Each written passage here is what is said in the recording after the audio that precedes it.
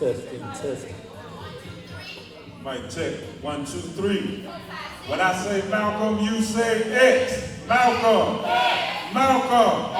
Malcolm. Malcolm. Brothers and sisters. Yeah. Give it up. 101 years. We're going to get started in just a few minutes. We're just testing the mics. We are going to get started on time. We respect your time. And we're going to get right down to business. Y'all feel good about it? Y'all fired up? All right.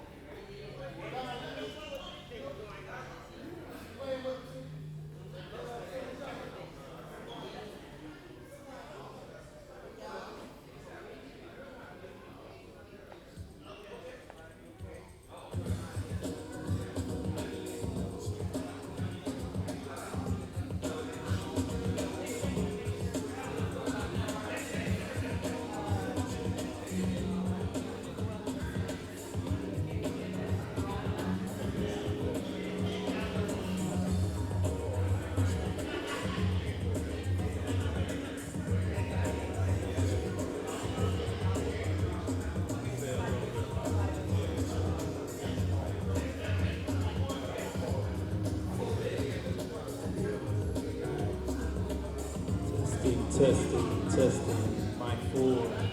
Testing, mic 4. Testing, mic 3.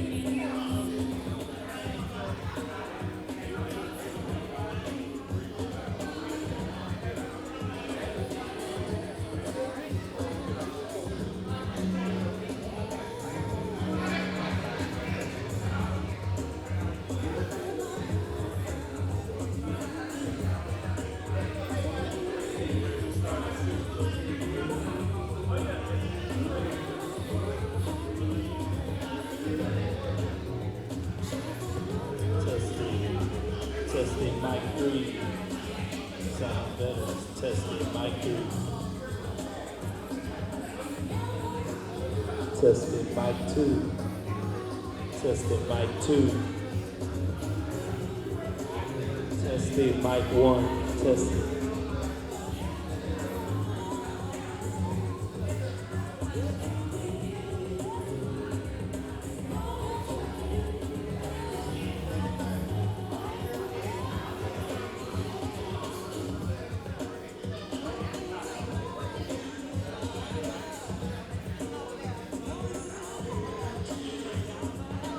Testing, mic 1, testing.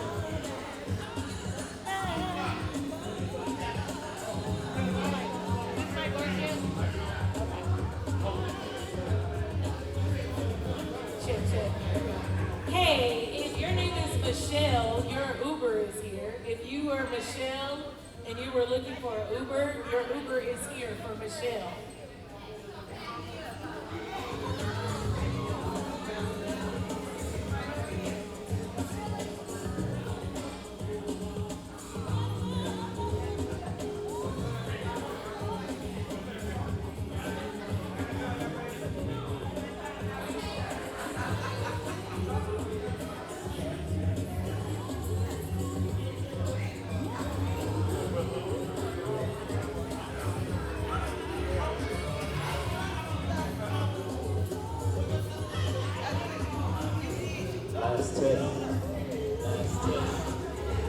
Last test. Testing mic 1. Last test.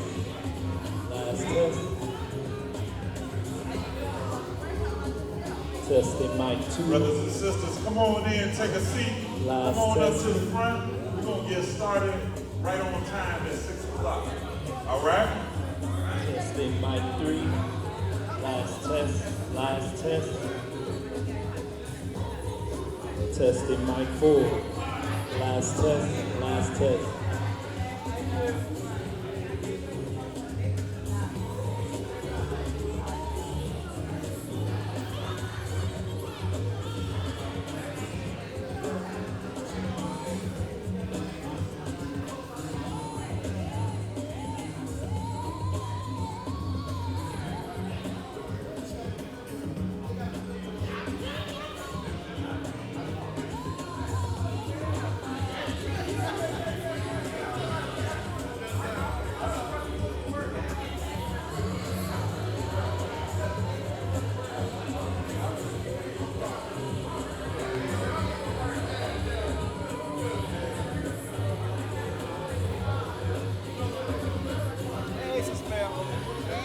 been on it. You like me, you work day and night. Day and night. What's that song? Day and Working night. day and night. Working day and night. I'm telling you. Appreciate you, girl. Yeah, I appreciate you too.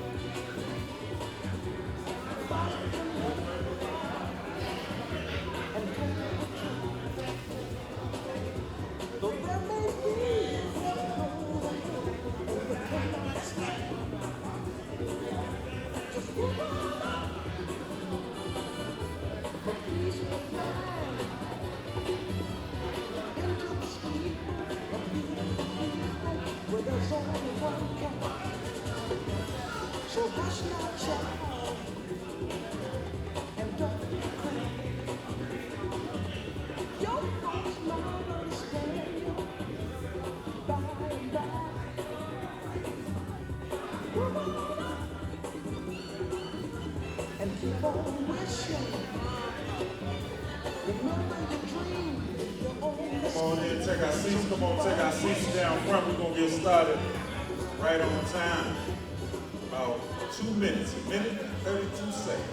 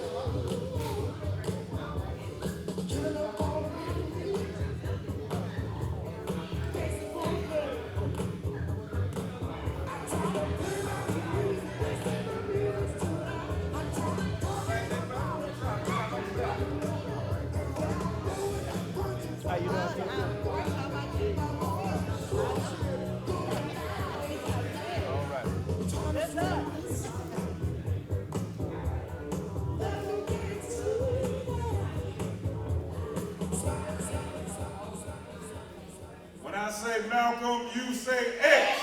Malcolm. X. Malcolm. X. Malcolm. X. Malcolm. X. Malcolm. X. Malcolm. X. When we say, who's the big flex? You say, Malcolm X. Y'all sharp. Who's the big flex? Malcolm X. Who's the big flex? Malcolm X. Malcolm. X. Malcolm. X. I am Kofi Tahaka. I have the privilege, the honor, and the responsibility of being the national chairman of the National Black United Front. I want to bring you greetings. We say Black Power. Black Power. We told our guests, the candidates who are in this runoff, that we wanted to dispel a lot of platitudes and frivolities that go on, and we're going to do that. But one thing that we're not going to dispel, we're not doing some things in the interest of time, is that we, African people, black people, anything that we do, we start from a spiritual basis. All right? And we're going to have our brother from the Shrine of the Black Madonna, Pastor Aswad Walker, come up and pour pour a libation for us. I'm going to ask everybody to stand and all activities to cease as we hear from our brother. Give him a strong hand. Pastor Aswad Walker. He came in late replacement off the bench, but he came in.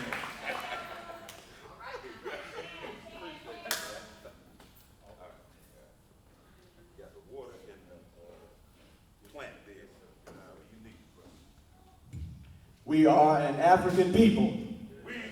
We are an African people.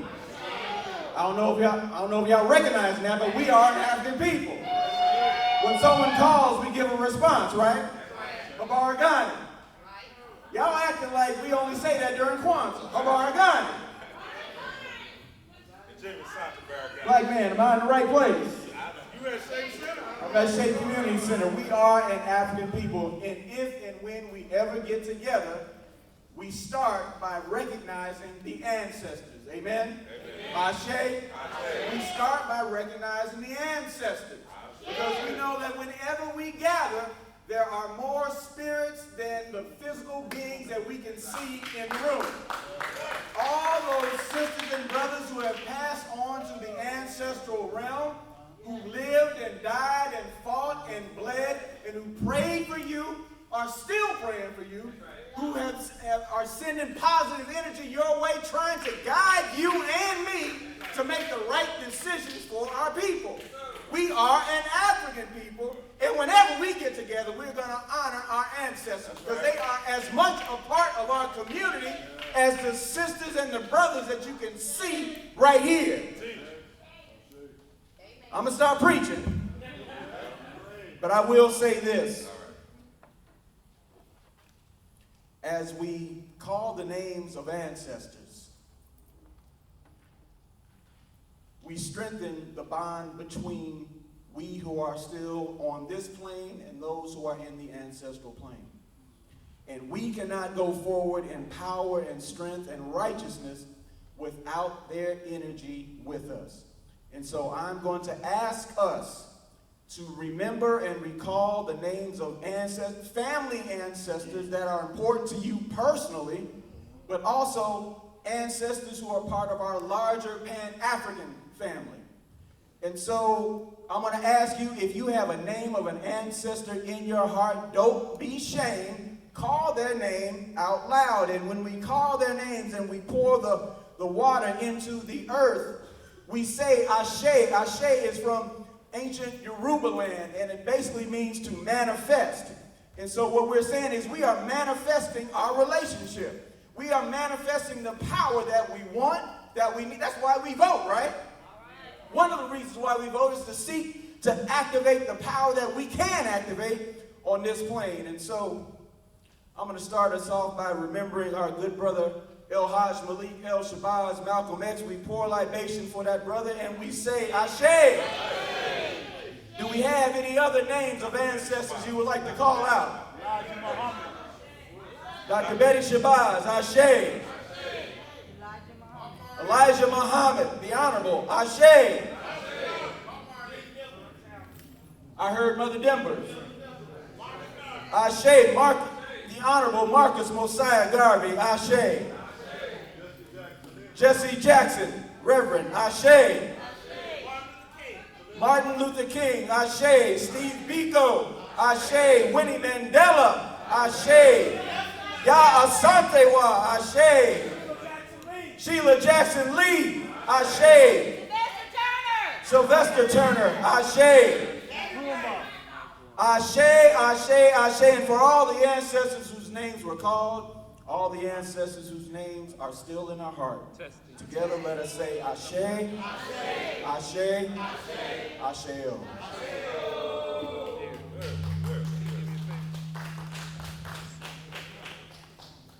When I say Malcolm, you say Malcolm. Malcolm. Malcolm. Malcolm. We want to welcome you. You can be seated now. Y'all feeling good? We're at home at Shape Center. I do want to ask the permission of my elder, big brother, Deloitte. He in the back, the executive director, co-founder of Shape Community Center. We give him a strong black hand, brother Deloitte. We have permission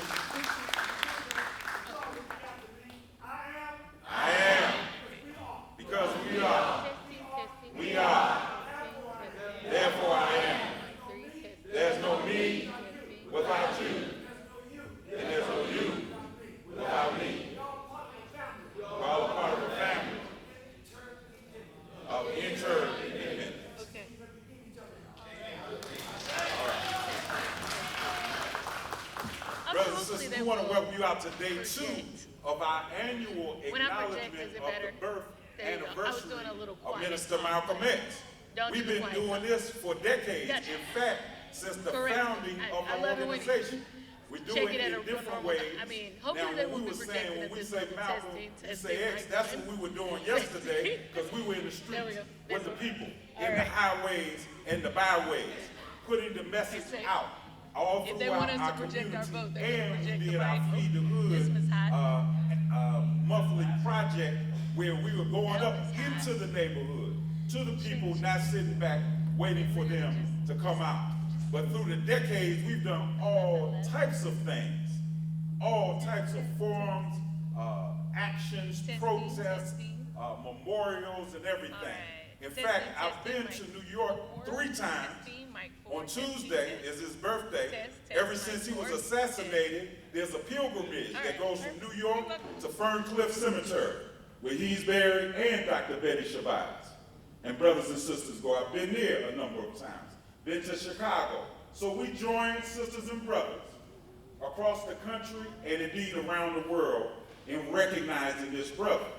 Now, this ancestor. We say we want to lift him up, but we don't want to lift him up so high that we can't touch him. He was a human being. And if you look at this handout, we suggest one of our big goals is for us to really look in depth at the brother. What was his successes? What was his mistakes? What organizations was he a part of? Western culture teaches us to focus on the individual, but we know he was in an organization. The Nation of Islam, Muslim Mosque Incorporated, Organization for Afro-American Unity. Look at those structures, and that's what we call all of us to do. How many of y'all willing to do a little study? How many of y'all, how many people think they know everything about Malcolm X? What we're saying is this, that when we study this brother, he's gonna put us in contact with every major formation over the past 100 years that we've had in our movement. Look at his parents, the groups he came up, and then the ones he intersected with, and then the ones that he inspired, the groups that came after him. And let me say this, while I have the chance, we have a number of Houston connections to Malcolm X. We press some of the speeches and say, the ballot or the bullet, the message to the grassroots. His last speech on the 14th of February, 1965. You'll hear him say some names of the people that bought it. You hear him say, how many of y'all know who Reverend Clay is? Reverend Clay is Jeremiah Baby man, the founder of the Shrines of the Black Madonna. We had him right here in Houston. He'll say Milton and Richard Henry. Dr. Imari Abubakari Obadeli. We had him at Prairie View from the Republic of New Africa and others. He mentions those in those speeches, those people, but you'll see a lot. Now, a squad got me fired up. I'm ready. I got some preaching in me too. But we're going to be on time because we respect your time and we welcome you out. I want to introduce to you our ushers and timekeepers. Now, since we got Brother Rob here in the corner. Raise your strong black fist, Brother Rob. He's one of our ushers and timekeepers. We got the triple OG, Reginald Gordon, OG1, Prevention Before Detention. That's one of our ushers and timekeepers. And we have Sister Dara, like Sarah, from Class Bookstore, right here. Sister Dara, come up and tell us what the guidelines will be as we move quickly through our program and get to the people's questions. Absolutely. Can y'all hear me? Yes. Perfect. Peace, y'all. Hey, thank y'all so much for coming out. So we've got some guidelines. We're going to make this evening go Need by. everybody's attention, family. This is going to help the evening go by in an orderly fashion. So candidates will have opening statements that will be 3 minutes or less. And the moderator may or may not ask 1 or 2 questions to start the candidate segment off. audience questions. Audience members, you will be allowed to ask questions. You will raise up the index card in your chair. You can write your question on. Raise your index card up. We'll call on you. And you have 1 minute to ask your question. And then your candidate will respond, and they have 1 to 2 minutes to respond to you. Candidates, you have closing remarks, and you may make your closing remarks at about 1 minute or less, preferably less. And during your time, candidates, we ask that you're seated in the front by your name, and we'll do 15-minute segments of each candidate. It's going to be great. Thanks, y'all. All right. Now, that is, as I said, we reserve the right to adjust the program. What we want to do, brothers, is get into people's questions, right?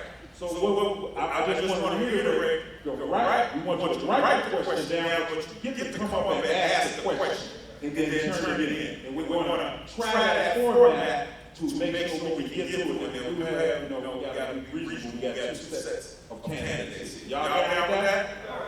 Okay, we got OG1.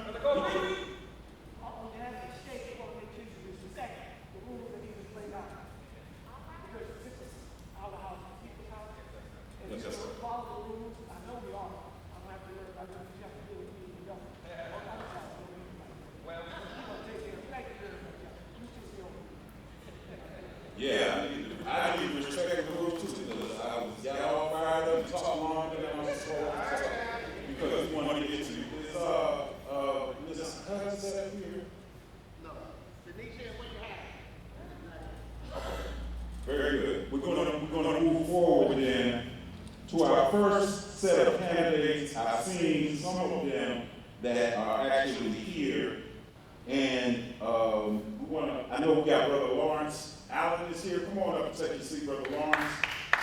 We got Melody Miles is here. Come on up and take your seat. Got Daryl Jordan. Come on up. There's Jose Maldonado here. Somebody said he in the bathroom. Okay. Sharon Birdie, is she here? No. She's not here. Got Daryl, Sharon, Stacy Childs. Did I see Stacy? Okay.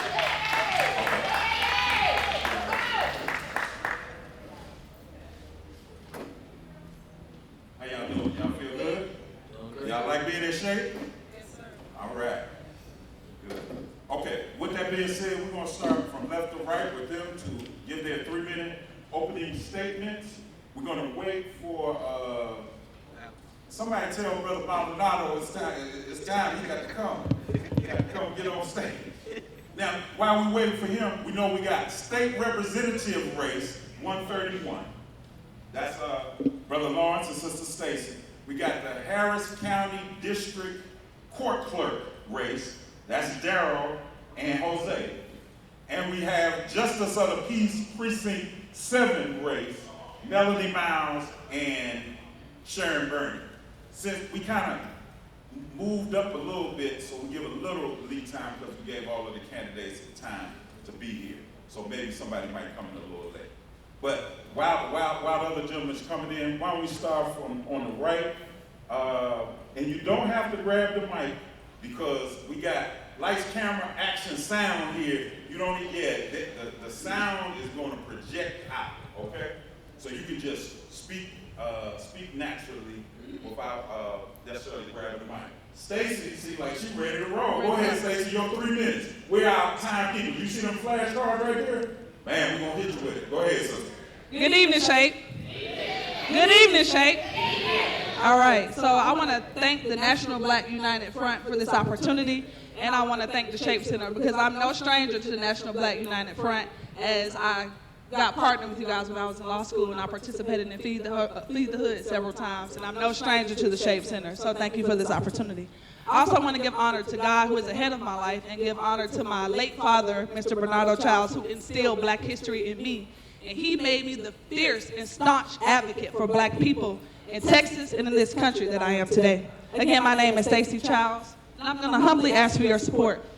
I came here 13 years ago from Atlanta, Georgia. I came here and I started as a teacher. And I love that experience, but I did not like what I saw in terms of how Black kids were treated in Houston, Texas. And I said, I need to figure out a way to make sure that black kids are not treated differently from any other child in Houston. So I became an attorney. I went to Texas Southern University and I graduated in 2018. Then I became a criminal defense attorney. And I did not like seeing some of the black people that were becoming my clients being railroaded in the criminal justice system. And I said, we failed them K through 12. There's something that we can do K through 12 to make sure that they are not a defendant when they're turning 17, 18, and 19. So for the past 3.5 years, I've been representing you as a State Board of Education member in Houston and in Austin. And once again, I continue to see how black children are overlooked, how our histories are continued to be erased as it stands right now. And I won't take no for an answer. I've been fighting against the commissioner. I've been fighting against a very conservative SBOE to make sure our black history is not erased. If you want to go on my social media to prove it, you can see it. They are attacking our black history, and it makes no wonder that they're attacking our black history while black children are underperforming every other racial group in the state of Texas in education. I'm trying to change it. I've been trying to change that. And if you elect me as your state representative, I will now make laws that the State Board of Education members have to follow so that black children and black people will not be overlooked. So I humbly ask for your support. I'm not trying to do this. This is not a gimmick. This is not a game. This is my life. This is what I live for. This is what God put me on this earth to do. So I appreciate you. I welcome the questions, and I'm honored to have your support. Thank you. All right. Brother Lawrence Allen. Thank you, my brother. Thank you to NBUF, Brother Walker, here at Shake Center. I understand you can hear me. Can you hear me? Okay. First of all, I just wanted to say thank you to NBUF for having this forum tonight. Certainly want to thank the Lord Parker for allowing us to come into his home. And I certainly believe with all my heart that Lawrence Allen is not a stranger to you. If you don't recognize me by Lawrence Allen, maybe you recognize me by Lawrence X. If you don't recognize me by Lawrence X, maybe you recognize me as Lawrence Muhammad. If you don't remember that, Brother Lawrence served as the minister of the Mosque 45 for many, many years in this city and was a part of every, not some, every effort that we were putting forth to make sure our people had a brighter future. And so I want to just welcome you here tonight and tell you why Lawrence Allen is your best choice for state representative in House District 131. I'm going to start with a concept that we all know as we did our libations tonight to make sure that we brought forth our ancestors into the room. But I know I got to do it right, else I will not make it to family dinner this weekend. My mother, Dr. Alma Allen, who's your current state representative, is seated in the room. Could you give her a round of applause for her years of service? That is the most appropriate thing to do at all times, and seated next to her is my wife, Dr. Carlotta Allen. Would you give her just a little love and appreciation? Let me say this, one of the things we all know, and we've had all of our pocket conversations over the years about politics. And it is one of the areas where we find that we don't trust individuals that come in the name of politics. And so if we know this is a time where we don't trust people who come to us during the election season, then we have to have somebody that came from our loins. If that person grew up in your loins, then you know everything about that person's character, because this is about who can you trust. Who has walked the streets with you, who has fought the fights with you, and who is it that you know will not turn and run when the enemy comes. Because you have to have evidence of that. So if you take a look at my card tonight, I've given you my resume, not a cliche. Lawrence Allen served as an educator for 36 years in the Houston Independent School District at all levels. At all levels, and in every one of those levels we interacted. When we used to have a school right here at Shape Center, we used to be over the school here and many times, and we worked there. So I served as a teacher, an assistant principal at Jones High School, assistant principal at Yates High School, assistant principal at Dowling Middle School, central office administrator for many, many years. And just like Ms. Child said, as she's serving on the State Board of Education now, prior to her time there, Lawrence Allen served there for 18 years. The longest serving African American in the history of the State Board of Education, and was very successful. When we were in those same fights looking at the social studies, we decided we would start an African American studies course. We decided we would fight on the other side of the line and start a Mexican American study course. Because we all know if they don't let you in the room, build your own room. That's what you're supposed to do. Don't sit up and fight about little things, get busy doing other things. And now that curriculum is under attack. And so what I'm saying to you, that I'm uniquely qualified to represent our community. We do not allow, as you in our communities, we do not allow individuals that come and visit to represent us. You got to come up through that understanding. So I'm Lawrence Allen, your candidate for state representative. I'm asking you to look deeper into who I am, and I'm asking you to vote for me Because when you vote for me, you're voting for somebody who has experience, who is qualified, and certainly has the love of the community and is willing to do it day and night. The difference in myself and my others, Lawrence Allen is going to do it full time. I'm retired. I'm going to do this job full time, not part time. Thank you, my brother. Thank you. We're going to keep it moving now. We're going to go back to our left. Sharon Bernie, this is your 3-minute opening statement. You can say see, yes, ma'am. When I say Malcolm, you say Malcolm. Malcolm. I'm Sharon Burney. I'm so happy to be here because I am at home here. And I have been, thank you, I have volunteered with Shape Community Center since I was in high school because I knew I'd get to drive the car and bring it here. So embodied in me and making of me is Deloitte Parker. I was in South Africa with Deloitte fighting politics against Nelson Mandela and many things because my mother, Zanetta Burney, was active. Now at the court right now, everything I learned came. Al Green was in my position for 25 years. I'm not saying Congress or anything, I'm just talking about as a judge. For 25 years. Then my mother ran for my position as judge, and she was there 15 years before she retired. When she retired, I ran, and the people elected me, and I have been there for 7.5 years now. And the court is running fine. You may have heard many things that we can or cannot do. I brought you a piece of paper that all the judges have where I'm on the front. It tells about the legal aid that's in the court. On the back side, it tells you we have civil cases where you hear about evictions, and if you don't pay your rent, I try to educate them. I was an educator for 25 years. I'm educated still in the court. We also have criminal cases, and we have administrative. We do mental health and things. If you want to know what's happening in the court, it's all right here. Some things that some people would like to do, like having evenings and weekends court, judges say we can't do it. Some of it has to do with budget. That some other people work with us, like we work with Constable Smokey, and he gives us things from his budget, as well as we work with Harris County. The DA comes and has cases, and then I only see them if they don't do what they are supposed to do. So we have lots of others, and we're running a wonderful court. I've been there 8, but Precinct 7, TSU, the reason why I mentioned Al Green, my mother, and myself, is that means Thurgood Marshall has been on the bench for 50-something years. And there's no other law school in the nation that has a judge elected in their precinct, just a piece or any, that has put on the bench for 52 years. So I'm really grateful, glad about what we're doing. Now, more about me, which most of you I know or have seen, is that I worked in education for 25 years before I went to law school.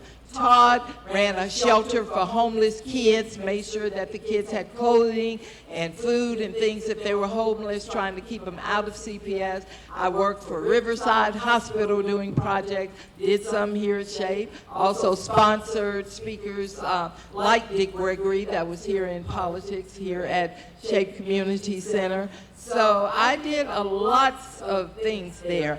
After I went to Thurgood Marshall School of Law, I worked at the airlines. I've been a blue-collar worker. Yes. Yes. 15 seconds. I'm watching him. You know, he saw me when I was watching. Worked with them, went to, while I was in law school, have flown most of the places. So I'm really, really grateful about doing that. And I also have some other flyers that I'll give you out that tell you more about me and also about my opponent. Thank you. All right. Thank you. We're going to keep it moving. We almost on time, y'all, but we're going to keep it moving. Let me know. All right, Lawrence started standing up on this side, so am I. My name is Melanie Miles, and I want to just start off, first of all, by thanking SHAPE Community Center and also the United Fund for inviting us here. So I just want to let you know who I am, first and foremost. I'm from the community, born and raised. I grew up just a few streets over, actually, on Arbor Street. When my mother was married, and she was married to my dad, and he passed away an untimely death due to an automobile accident. She had to raise 2 young daughters, a baby, me, and a 5-year-old. She had to drop out of TSU. She didn't have the luxury of staying there. She had to work as a nurse's aide here in this community just to make ends meet. She had to work at night to make sure that we had a roof over our heads. And I, along with my family, were victims of being evicted, of being close to being evicted, if it weren't for the mercy of a landlord who had some compassion for us. That start told me one thing, that one, eviction can happen to anybody, right? Number 2, that anyone can fall on hard times. So many people right now are one paycheck away, one illness away from being evicted.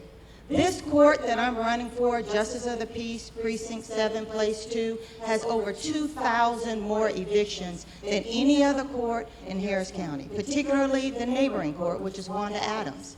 Why? Because landlords get to pick where they file evictions. They know, just like the Houston Chronicle just recently did a full investigative report on this court. They did not find that it was a wonderful court. They found that the litigants have seconds to say why they should stay in their homes. That's not okay, folks. It's not okay. We have to ask ourselves, we're in this beautiful establishment, what kind of community are we advocating for? What kind of rights do we want? Right? What kind of elected officials do we want to put in place? Do we want people that truly have compassion? Or do we want those that are, as described in the Houston Chronicle, that are rude, that have no patience, that tell landlords come in and say how much they want, and they say granted, without asking any questions, without giving people their day in court? Everybody deserves to be heard. And that's what I'm fighting for. I have been an advocate in this community. I'm a lawyer. I'm a board-certified attorney. That means I have to not only test into it, but I have to have the recommendation of judges, my fellow lawyers, both on my side and working with me. That has to be repeated every 5 years. I have to be recertified. And so I've never had a complaint on the state bar. I've never had a grievance against me. I've never had a lawsuit or anything else filed against me because of the work that I've done, in spite of the claims that have been made. And so I ask you, please think about, what do you want for our community? I have worked with just about every civic club in this area and been endorsed by just about every civic club president. Why? Because they know me and they know I fight for the community. I think my time is about up. The name is Melanie Miles, and I ask for your vote here today. All right. Okay. Sister Brock, I want to remind us, we got our timekeepers, OG1, raise your hand, let's visit there. We got Brother Rob here. We got Sister Dara, like Sarah, she's in the back. We got 3 races up here. We got state representative race, we got Justice of the Peace race, and we have Harris County District Clerk race. So if you have some questions for these candidates in this first group, you can write it down on the card. We're going to begin to line up so we can ask the questions. We're a little bit behind time because I talked too much earlier, and I'm trying to shut my mouth. All right? Darryl. All right, my name is Daryl Jordan. I'm running for Harris County District Clerk. The District Clerk is responsible for overseeing 90 courts as far as the administrative functions, the paperwork that are filed in those proceedings, and I also would handle the jury assembly, which is different from jury selection. Lawyers go to court and they work with the judge for jury selection. But for jury assembly, that is something that has been delegated to the Harris County District Clerk. A little bit about me, I've been a lawyer for 20 years, graduated from Texas Southern about 20 years ago on last Friday. That Monday, I passed the bar, so when I graduated law school, I was already a lawyer. I've been in the military now for 25 years. My 25-year anniversary was May 9th. Deployed overseas, Saudi Arabia, Egypt, Kuwait, and then just other stuff around the world. And I was also blessed to be a judge for 8 years. some of my accomplishments when I was elected, I think maybe that's something unique. I have stuff to tell you that I actually did when I was in office. Right, when I was in office, I became the head judge after I testified against 15 Republican judges who were using bail in an unconstitutional manner.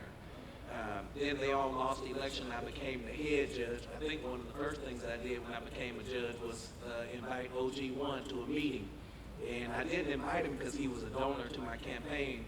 I invited him because I had worked with him on working with the youth. He would have these summits and have the kids come out, and then I would go there and he would allow me to speak to them about the judicial system, how they needed to stay out. And so when I was the head judge, I wanted to set up a youthful offender court for those kids. So I brought him and his partner in, and they were able to get a government contract. And the last time I saw him, about 2 weeks ago, he told me they were still doing it. And that was about 7, 8 years, no, that's probably about 10 years ago now. And so that's what our elected officials should be doing, not hustling people who gave them contracts, gave them donations, but just helping people because it's the right thing to do. Another thing I did was set up bail reform. Right now, if you're charged with a misdemeanor in Harris County, about 83% of the people go home without paying money, because just because you're poor doesn't mean you should stay in jail. And so we changed that system.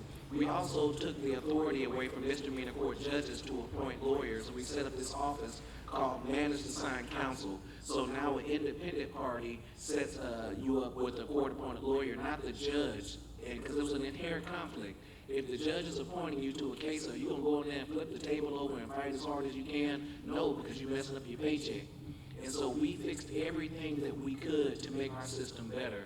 And when I get down there at district clerk, I don't know what the attack will be, but I'm sure Greg Abbott is sitting down thinking of something. In some way, he can come attack Harris County. And look, I was so gangster about it, they put me in jail. Google it. They arrested me on Monday, dismissed the case on Thursday because they wanted to put me in my place, but they didn't put me nowhere but back on the ballot, and here I am. So I would appreciate your support. All right, we're going to go right to Jose. Jose, you got your opening. We're cutting this time down. We're going to give you 3 minutes, but then we're going to start cutting time down. Go ahead, brother.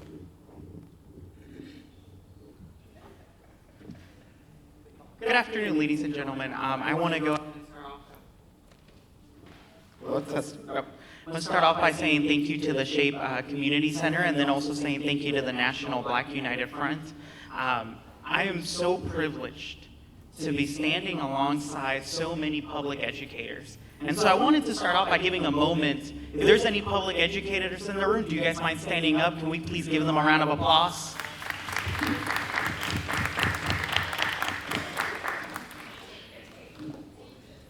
Yes, I am so honored to be standing alongside so many educators, you know, here on the table, out in the room. And the reason why is because public educators, they make up the real hard work in our communities. I have served as a public educator for the last 4 years. I've been teaching AP statistics and geometry to all different types of students, underrepresented students in those demographics. And so now I'm running to be your Harris County District Clerk because I believe that this office can help our communities.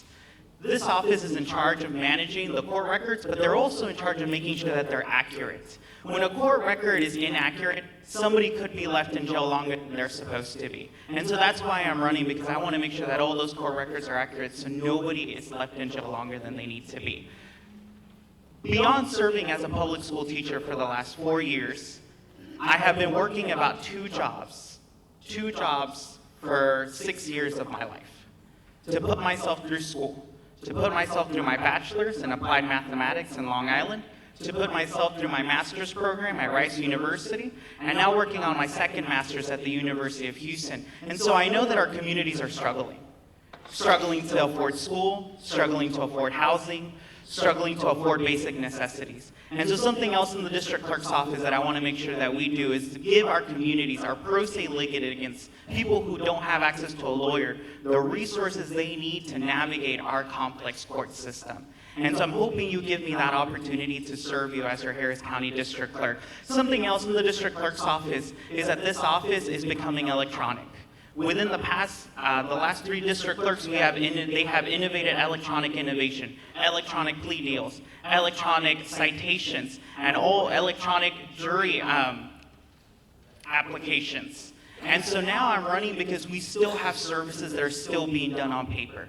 And so we need to digitalize our court system. So therefore, it is digital, it's faster, it's accurate, and it's more efficient for the people of Harris County. And so I hope I can earn your vote, and thank you so much. Thank you. All right, we're going to keep it moving, family. We have the Harris County Clerk here. That's the Chief Officer for Elections. She's going to give us a strong 2.5, 3 minutes about what we need to know. Early voting, those people who choose to engage in it, starts tomorrow, right? So this is Tanisha Huckset. And then we're coming to your questions, all right? I'm good at brief intermissions. Good evening, everyone. I'm Tanisha Hudspeth, and I'm the hardest working county clerk in the state of Texas. And I'm proud to be in this room today. As a matter of fact, I'm in between shutting down one election yesterday and getting another one started tomorrow because, unfortunately, the state of Texas wants to target Harris County on a regular basis, ain't that right there? But look, after working in the clerk's office for 15 years, you all elected me as the youngest first African-American woman to ever serve in this role in Harris County. And you re-elected me again, and so I take this work personally. The people hired me, and I know the people can fire me. And so every time that I go to sleep at night, I wake up in the morning, I realize that this job is much bigger than I am. And so I'll continue to serve in that way. But guess what? We have got to get in the arena. That means everybody. This November, we have to show up as we did in the March primaries. Yes, we're tired, but look, we don't get to say we're tired, right? I know it's been a lot of back-to-back elections and confusion, but November, our lives are on the line. Our voting rights in real time are being compromised, not just here in Texas, but across the United States of America.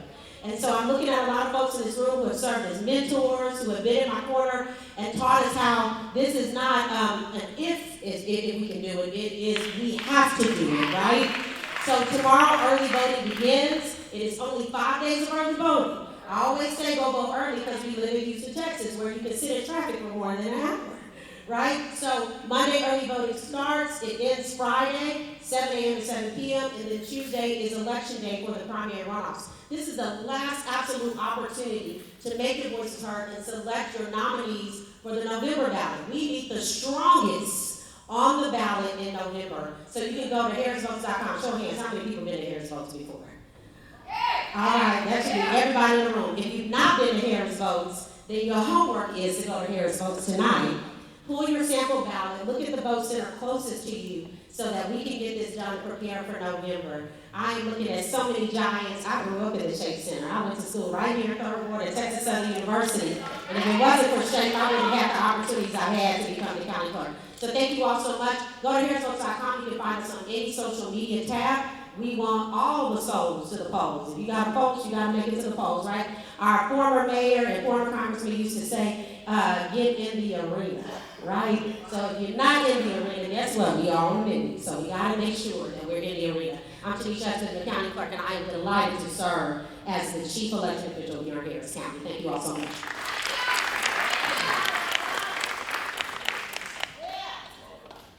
All right, let's get down to questions. We got state representative race. We got justice of the peace race. We got Harris County court clerk race. We asked everybody who, some of you may came in a little late, there's some cards. You can write down your question, but come up to the mic. We're going to ask Darryl, like Sarah, to come on up to the mic here if you have any questions for these 3 different races. You can write it down and then come on, walk up where Darryl is for the question. Now, I'm going to get it kicked off. You know, it's funny. We be like, nobody got no questions. Then we have 100 people. We got about 20 minutes. We're trying to hit it for about a good, hard 20 few minutes and get as many questions answered as possible. First question I got, state representative. State representative. Yes? Okay, but they can read their own question. They want me to read. Okay. Okay. Well, I'm going to ask mine first. State representative. They taking over our schools. They try to close our schools. We stood up and fought the closure of all of these black schools for years. These private foundations, these big money people have come in. What are you going to do to stop their destruction of public education? Look like you talking to me, Brother Cole. Yeah. Well, Ladies first. I'm just Go ahead, brother Allen. All right. Certainly want to take this opportunity to recognize that what a state representative does is certainly is to produce the laws. And in order to change some of the things we recognized initially, and the blame was probably put on Representative Harold Dutton years ago about how the law was shaped. So we have to reshape that particular law about these management boards that come in. Because I don't believe that they should have full autonomy over what takes place in a district. We've seen it in North Forest, we've seen it in HISD, we saw it in other districts that and primarily are majority African American districts that get closed. And so it's about shaping that law. I think we have to limit the authority and power that these board of managers have. You got 3 minutes signed. You got 1 minute to respond. Go ahead, Stacey. Okay, so the first thing, the Commissioner of Education is Mike Morath. He has too much power. How do we get rid of Mike Morath? You have to go to the polls in November and vote for Gina Hinojosa. That will out Greg Abbott. That way, Gina Hinojosa appoints a new Commissioner of Education. Next, we do need to amend the law that gives the Commissioner unabounding authority to take over school districts. That needs to be amended so that the power remains with the people. I have read statute, I read laws every day, I am ready to serve, I'm ready to repeal that law, I'm ready to amend it to make sure that it reflects the needs of the people. But more than anything, we need Greg Abbott to go. That is in our power right now. We need Commissioner Mike Morath to go. That is within our power right now. You may not, I don't know how you feel about Gina Hinojosa, but we need Gina Hinojosa in office right now so we can have a new commissioner and so the power can be back with the people. All right. Important public service announcement. If somebody is parked across the street, directly across the street, he's going to find the car. Who raise your hand if you park directly across the street? You might want to go out there. We need you to go out there and check your car because you're blocking in some people who are trying to exit. He's going to come back in and tell us what kind of cars it is. Go ahead, Sister Darrell. Question. You say you have one to read. We got a question right here. If you raise your hand, I will bring the mic. Okay. Here's one. The first one's right here. Okay, my question is, what will you do for black people that's different from others? And any one of you can answer that. All right. We're going to give 30 seconds each who want to answer that. I would like to go first. Okay, you just spoke. How about let's go here? You got something to say, bro? 30 seconds. I think the biggest thing that I would do is go out into our public schools and let students know about the services we offer in the district clerk's office. Right now, what's happening is only about 20% of people are, who are coming from our jury selection pool, and so the jury of our peers is not actually representative of our communities. And so we need to go out into our schools, let our students know that it's important that they come out. All right, I saw your hand. Yeah, there was a lot that was said about eviction, and that a number, they make it sound like it's just white apartments and things, but a lot of us own property, and they have people in their property that they're evicting, with their mother's house left in their house and other things that they're evicting because they aren't following the rules. And I will emphasize to black people about ownership in evictions, and that they should follow that. If you don't pay your rent, what can you do? We follow the law in the court that you have to pay your rent. And so I educate that way and will continue to do that, as well as others that may have found that they don't understand the rules. All right. What you gonna do for black people that others haven't done, right? Go ahead. First of all, a court should have compassion.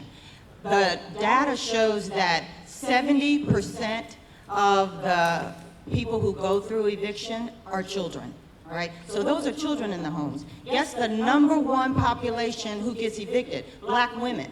That's the single black women with children in their homes. So what am I going to do for black people? I'm going to, one, make sure that there are resources in the court, which there are none right now, and haven't been for 8 years. I'm going to make sure that there's housing assistance, there's rental assistance, there's legal assistance. All of these things are offered, most are offered and paid for by Commissioner's Court, but are not provided in this court, even though they're provided in other JP courts. Simply because someone is going through a crisis right now, it doesn't have to be permanent. You can create and provide resources so that someone is transitioned maybe out of that house, if they just can't pay that rent, into another stable situation. They don't have to end up on our streets as homeless or living in their car. And that's what's happening now. All right. Stacey. And then Darrell. First three. Can y'all hear me? Yeah. All right. I'm gonna repeat. We don't have to grab the mic. The sound is gonna project. Go ahead. All right, so did you know that 43% of the men in Texas that are in prison are black men? We need to change that. That number is even more pronounced when it comes to misdemeanor offenses in Harris County and across the state. So the first thing I would try to do is to create a statewide pretrial diversion program. So instead of taking a conviction for a minor offense, you go to job training or get your GED or some type of college instead. Secondly, the HURT Act. Did you know that black women are dying while they're trying to give birth to babies? That's because some of these doctors need to learn how to take care of black women specifically when they're going into labor. So I will create the HURT Act, which requires doctors to undergo training as it relates to taking care of black women specifically while they're giving birth. And third, mandatory black education course. The African American Studies course that Mr. Allen talked about is a optional course in high school. We need to be teaching our black children about our precious history well before the 9th grade. So I'm going to push for a mandatory black education course in the elementary grades. All right. Darrell. So what I want to do is focus on the jail release process. The Harris County District Clerk cannot release people from jail, but they play a key role in the process. Right now, if I were to get arrested and Brother Kofi followed me down to jail, bailed me out immediately, anybody guess how long it take to get out of jail? 24 to about 36 hours, right? And so that doesn't make any sense. If my bond has been posted, I should be released. So as district clerk, I want to add more staff to that department and try to get the time down to 4 to 6 hours. I also want to make sure that everybody who makes less than $20, which is the Harris County minimum wage, when they come to jury duty, they are paid $20 an hour, because essentially poor people cannot overcome the financial obstacle to come down and serve on jury duty, and that means that we're not truly getting a jury of our peers, a true cross-section, because poor people have been eliminated. All right. In the interest of time, I'm going to ask for the questions to be directed at a particular race, if at all possible, because if we have everybody answer, it's going to take longer and longer. Go ahead, Darrell. Who we got? Go ahead. Keep the question to 1 minute, brother. It's mine. Go ahead. Okay. Well, the question is for anybody who wants to answer it, so I apologize for that. Okay. Our community, the black community, has a very bad habit of looking the other way when evidence, not accusations, when evidence of sexual predation of a child is presented or discovered. We have a very bad habit of looking the other way. My question is, per your office, and I understand it doesn't apply to everyone, but my question is, what can you pledge to do if the community presents you, and I will give it to you, with such evidence? What will you do if you what will you do if you have evidence that a child has been preyed upon sexually by an adult? We'll give 2 answers. One from this side, one from this side. Go ahead. This is Melanie Miles answering. So I mentioned earlier, and you said, stay. I happen to be a board-certified family law attorney. Part of my practice for over 25 years is dealing with domestic violence and sometimes sexual violence upon children and adults. So what I would do if someone reported that there was sexual assault on a child, number one, I would call the proper authorities. That's first and foremost. And bring them in and get them involved in the situation. That includes Child Protective Services, that includes the police, of course, and make sure also that the parents are aware of what their rights are with regards to that child and keeping that child safe.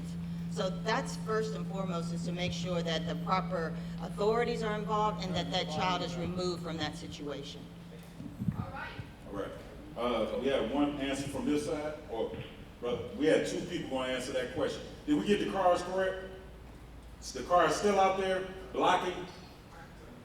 So the cars that they're saying, if you park across the street and you park up against the building where there's the door where the doors open at, that's the ones they need to be able to. Yeah, not the ones close to the street, the ones close to the building. You talking about directly across the street? Yes, directly across the street. There's a blue building. If you park up against the building. Okay. There's a lot of cars. Great Nissan. Pathfinder, white Mustang, black Jeep Cherokee, red Toyota Avalon, red Acura MDX, blue Tesla, blue Lincoln Corsair, Range Rover. Oh yeah, we gotta make sure we move the Range Rover. Gray Jetta. If you all can park across the street in that open lot, just go to your right. Yep, that's some of the candidates. Make sure you come back now. You got them all. All right, thank you. You can ready to answer the question, brother. Let me tap dance for a few minutes since we got people moving around, but I certainly couldn't answer that question any better than Ms. Miles answered that question by first making the report. As a former principal, I have firsthand experience in dealing with child in those type of incidents. And what I would add to that is that you have to take another step in making sure that child is safe, not just making the report, but following through with that child and make sure they're in a safe environment. And I dig that, I like that question. But I didn't get a chance to answer the other question. And I want to say to you clearly, out of conversations we had for many, many years, what Lawrence Allen will do differently for black people is he will carry black people's agenda. That puts us all at the table together. We have been crying for years for people to carry our agenda instead of giving us their agenda. And so my commitment to black people is to listen to them, and when they give me the black agenda, I will carry the black agenda. All right, Sister Darryl. All right, this one is a housing question. Just a second. I want to ask. We're going to take maybe 2 or 3 more in this section before we go to the next group of candidates. Perfect. So go ahead. Got you. This is a housing question, so it's for Ms. Burney and Ms. Miles. Peace and blessings. May I have permission from an elder to continue? Peace and light. I am a veteran. I am a veteran who has gone through the eviction process. I have had to stand in front of Judge Burney. My situation is this, and many other veterans. In July, I reached out for assistance because I lost my job. By October, I was evicted and homeless. Again, in another 2 or 3 years, I went through another help situation. The help process is traumatic, and it does not serve the veterans or people who can't pay their rent because of certain situations that are out of their control.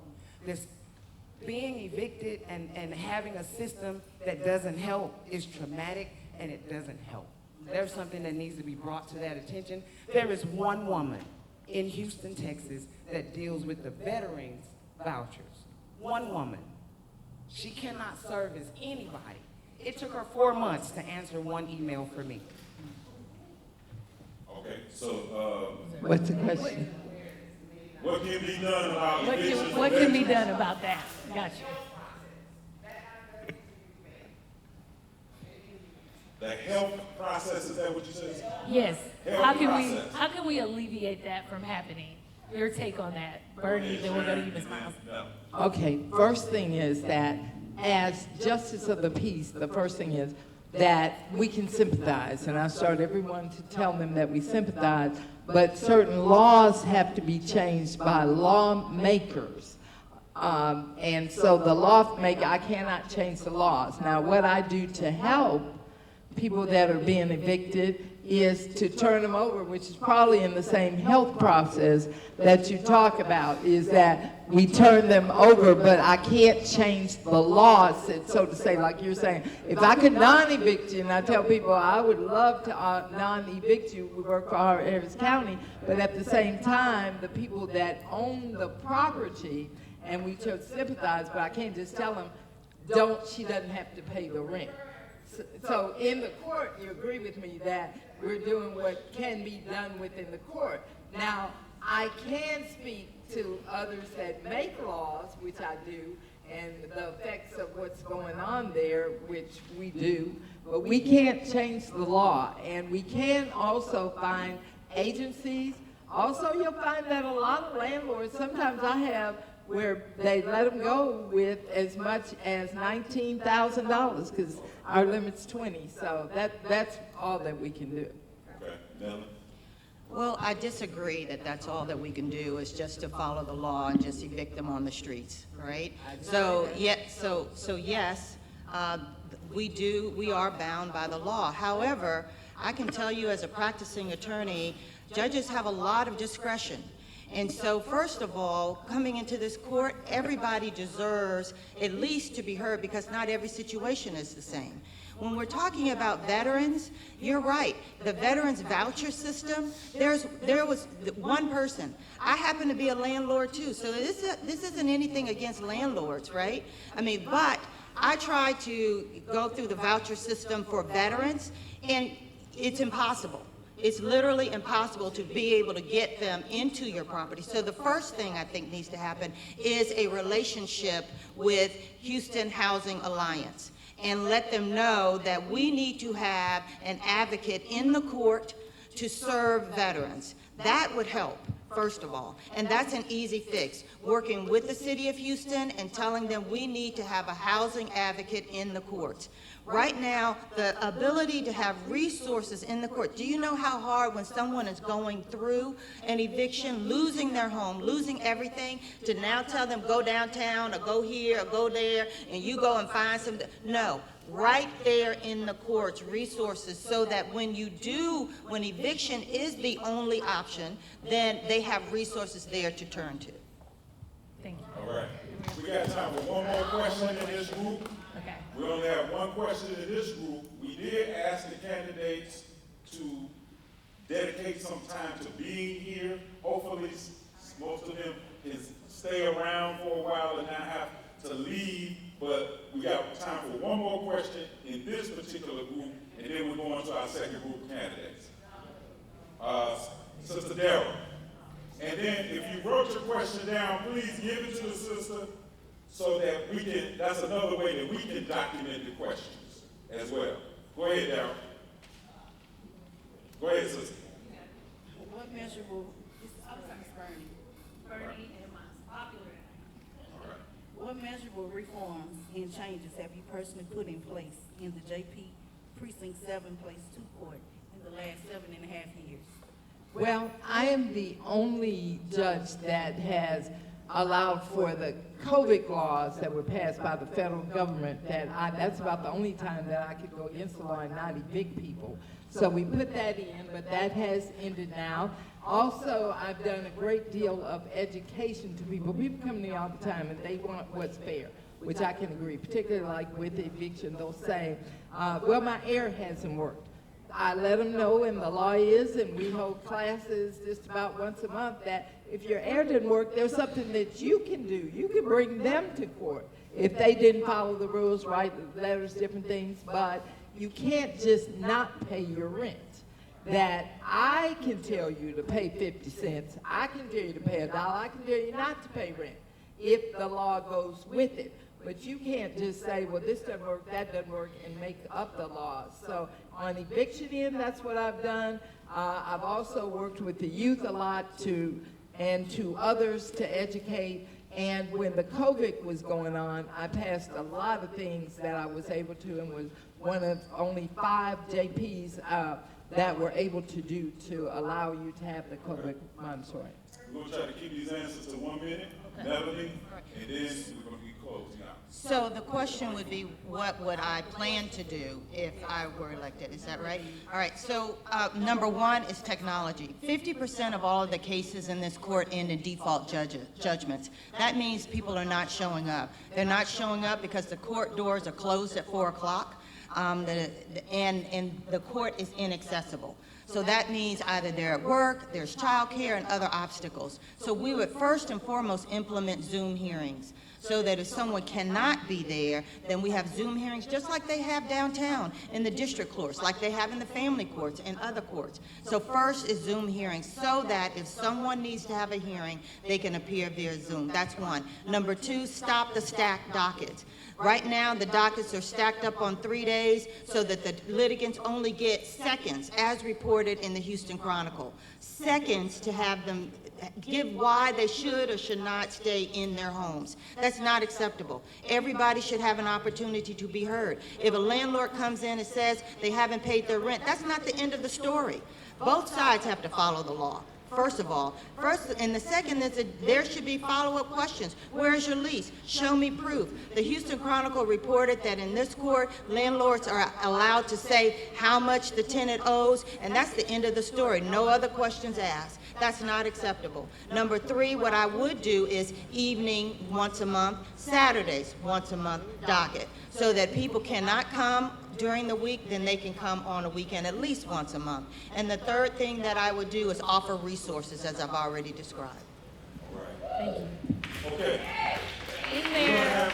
going to ask each candidate to give us 45 seconds, your closing comment for this group, and hopefully you can stay around for a while as we move to the And next in your group. closing statement, I think that this will be helpful. We know that you're all going to tell us you should vote for me, but in your 45 seconds, why don't you use that time also to say how Black people can maintain power after the recent Supreme Court decision against the Voting Rights Act? Because we know that voting is so important. You got 45 seconds, Stacey.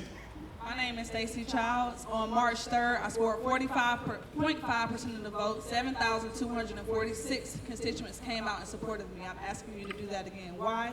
Because I care about the community and I care about Black people. How do you make your voices heard? Make noise. Get on folks' nerves. Come to testify. Come to Austin to testify. On June 22nd, the State Board of Education is allowing public comment. If you can, come to Austin and testify and say, we won't stand by you erasing Black history from our curriculum. Right now, the public comment is open online. It's just open yesterday. So if you want to write in your public comment, if you can't come to Austin, do it right now. I can help guide you through that process. You can hold me accountable. You can, I do what I say I'm going to do, and I'm going to allow you to do that if you elect me as state representative. Thank you. All right, Laws. Certainly, I wanted to first thank you again. I got about 45 seconds to say thank you for having this opportunity tonight and recognize that you have to find somebody that you can trust. I'm asking you to vote for me because I've shown you over the years that I'm consistent. As I said, I've worked in my profession for 36 years. I'm not here today, gone tomorrow. This is a position that pays $600 a month, but I'm committed to doing the work. I've been prepared, I'm qualified, and I'm asking for your support. The way we move our community forward is participating. We know our voting participation is less than 15%. If we want things to change, we got to participate, but most importantly, we got to organize. We've got to be organized. Daryl. I Daryl. We going back and forth. Daryl. Daryl. Oh. Okay. My name is Daryl Jordan. I run for Harris County District Clerk. I appreciate your vote. Look, we have to be very clear. Politicians only care about 2 things: money, to keep them in office, and your vote to keep them in office. Organized votes. That's right. And Judon Boney told me that. But what that goes to, if you want change, go vote. If you don't want change, stay at home. And so it's just that simple. I've been in the room. I'm an elected official. I know how it works. If you don't vote, you don't matter. And so until we start voting and making people come to us and beg us for their vote, and then make them show us receipts like I started off doing, then we're failing because we still falling for the Tamia dance, free waters, and turkeys. And so until we start falling for some actual policies, if you sign up to be #1 dog catcher, how many dogs have you caught? If you don't come with receipts, then you should be out of office. All right, there, Jose. I'm Jose Alex Maldonado, and I'm also running to be your Harris County District Clerk. You know, being a public school teacher, one of the most important things that I see is educating my students about their importance of their civic rights. You know, right now, I'm being attacked from all circles. I got the 10 Commandments being posted up in my classrooms. I'm not able to call students by their preferred name because that's what the state legislature says. And I'm running to be your next Harris County District Clerk because, one, you don't send a politician to solve problems, you send an engineer. When you got judges who can't access the digital court records, you send an engineer to take a look at those servers. When you still got filings that are being done in paper, you send an engineer to go in there and program a brand new software that will make sure those filing documents are done electronically. Yes, I'm young, but it's time for a brand new generation to go in there and digitalize our software. And so I hope to earn your vote, and thank you. I would say that I believe that whatever you value and have done, if you've been a Democrat and you are a Democrat, then vote that way. If you're Republican, then vote Republican. My opponent has been married 5 times, so she has multiple names that she can use. She can use Flowers as a Republican, and if you Google that, you'll see it. She can use Miles as a Democrat, and she's giving Greg Abbott $5,000. She voted for Trump in the election. All of that, I'm not making that up. That can be found. Thank you. Melanie, this is the last 45 seconds for this segment. Go ahead. So last 45 seconds, I'm going to say, first of all, I agree. Come with receipts, all right? So if you make a claim, number one, if you've been in office for 8 years and you have nothing to show for it, and we're, as a community, talk about our voting rights, think about it. Do you want change? If not, you're going to get the same old, same old. And I'm, for one, tired, sick and tired of being sick and tired. And so that's what we need to do as a community. And if there is a change needed, if someone is not serving our community, then they should be voted out. And we should hold our elected officials accountable. I can tell you one thing, if I'm elected and after 8 years in office, there will be a string of differences that I can show you that I have done to make a difference in this community, just like I've already made a difference in the community already. All right. Let's give them a hand, y'all. When I say Malcolm, you say. When I say Malcolm, you say. When I say Malcolm, you say. When I say Malcolm, you say. Ed. Brothers and sisters, we're gonna transition quickly to our second group of candidates. But I know some people came in later. Everybody should have got one of these. This is information about Minister Malcolm X. We say, can I keep your attention? We say study him, lift him up, but don't lift him up so high that we can't touch him. Brothers and sisters, I want to keep your attention. I know we're feeling good. But guess what? How much did it cost you to get in here? Let me ask you a question. Hey, I need everybody's attention. I need everybody's attention. How much did it cost you to get in here? Well, we know that freedom ain't free, is that right? So we got the brothers here, Babalola, our treasurer, Brother Brown right here. They're going to pass the hat. You can give through Cash App.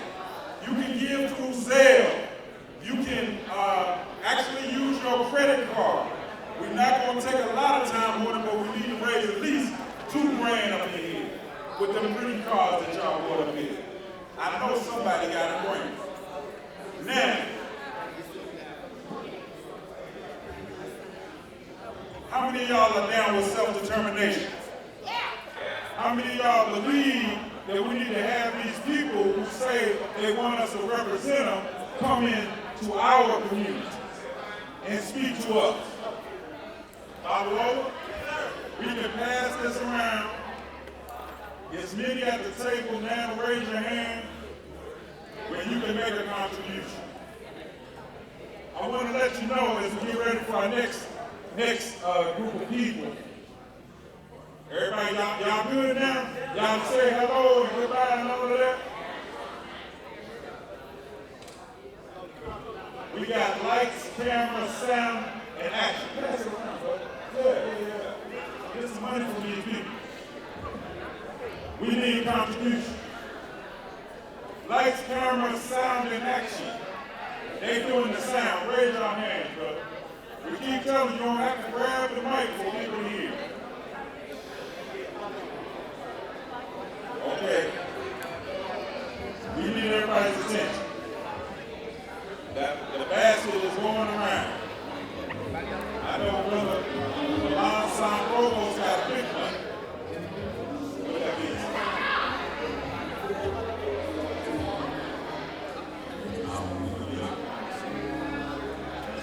Okay. We'd like Denise Parker to come on up. Dr. Plummer, you come on up. Brother Middlefield, you come on up. And Caesar here.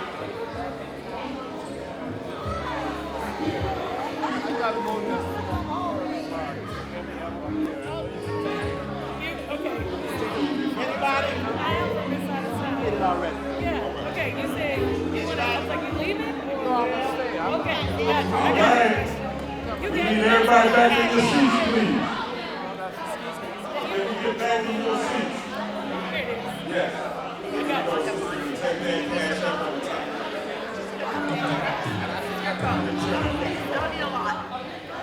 Thank you. We need everybody back in your seats. Brother Deloyd, Brother Deloyd, can we get everybody back in their seats so we can keep it moving? Testing.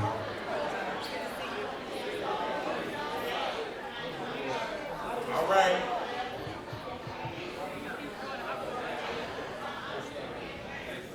I just want to reiterate to the candidates.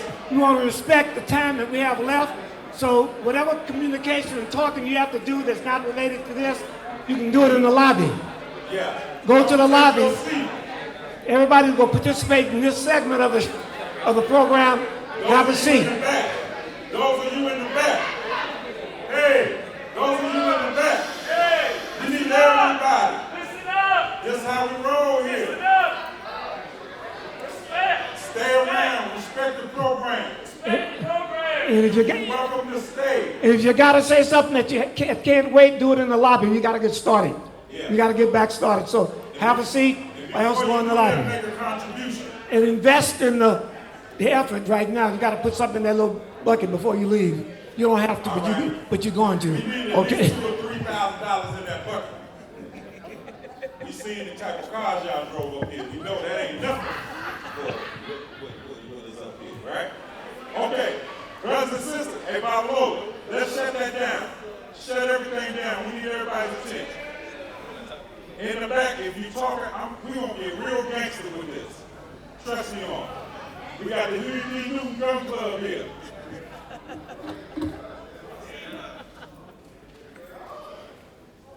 Yeah. Hey, we actually not doing that bad in terms of time.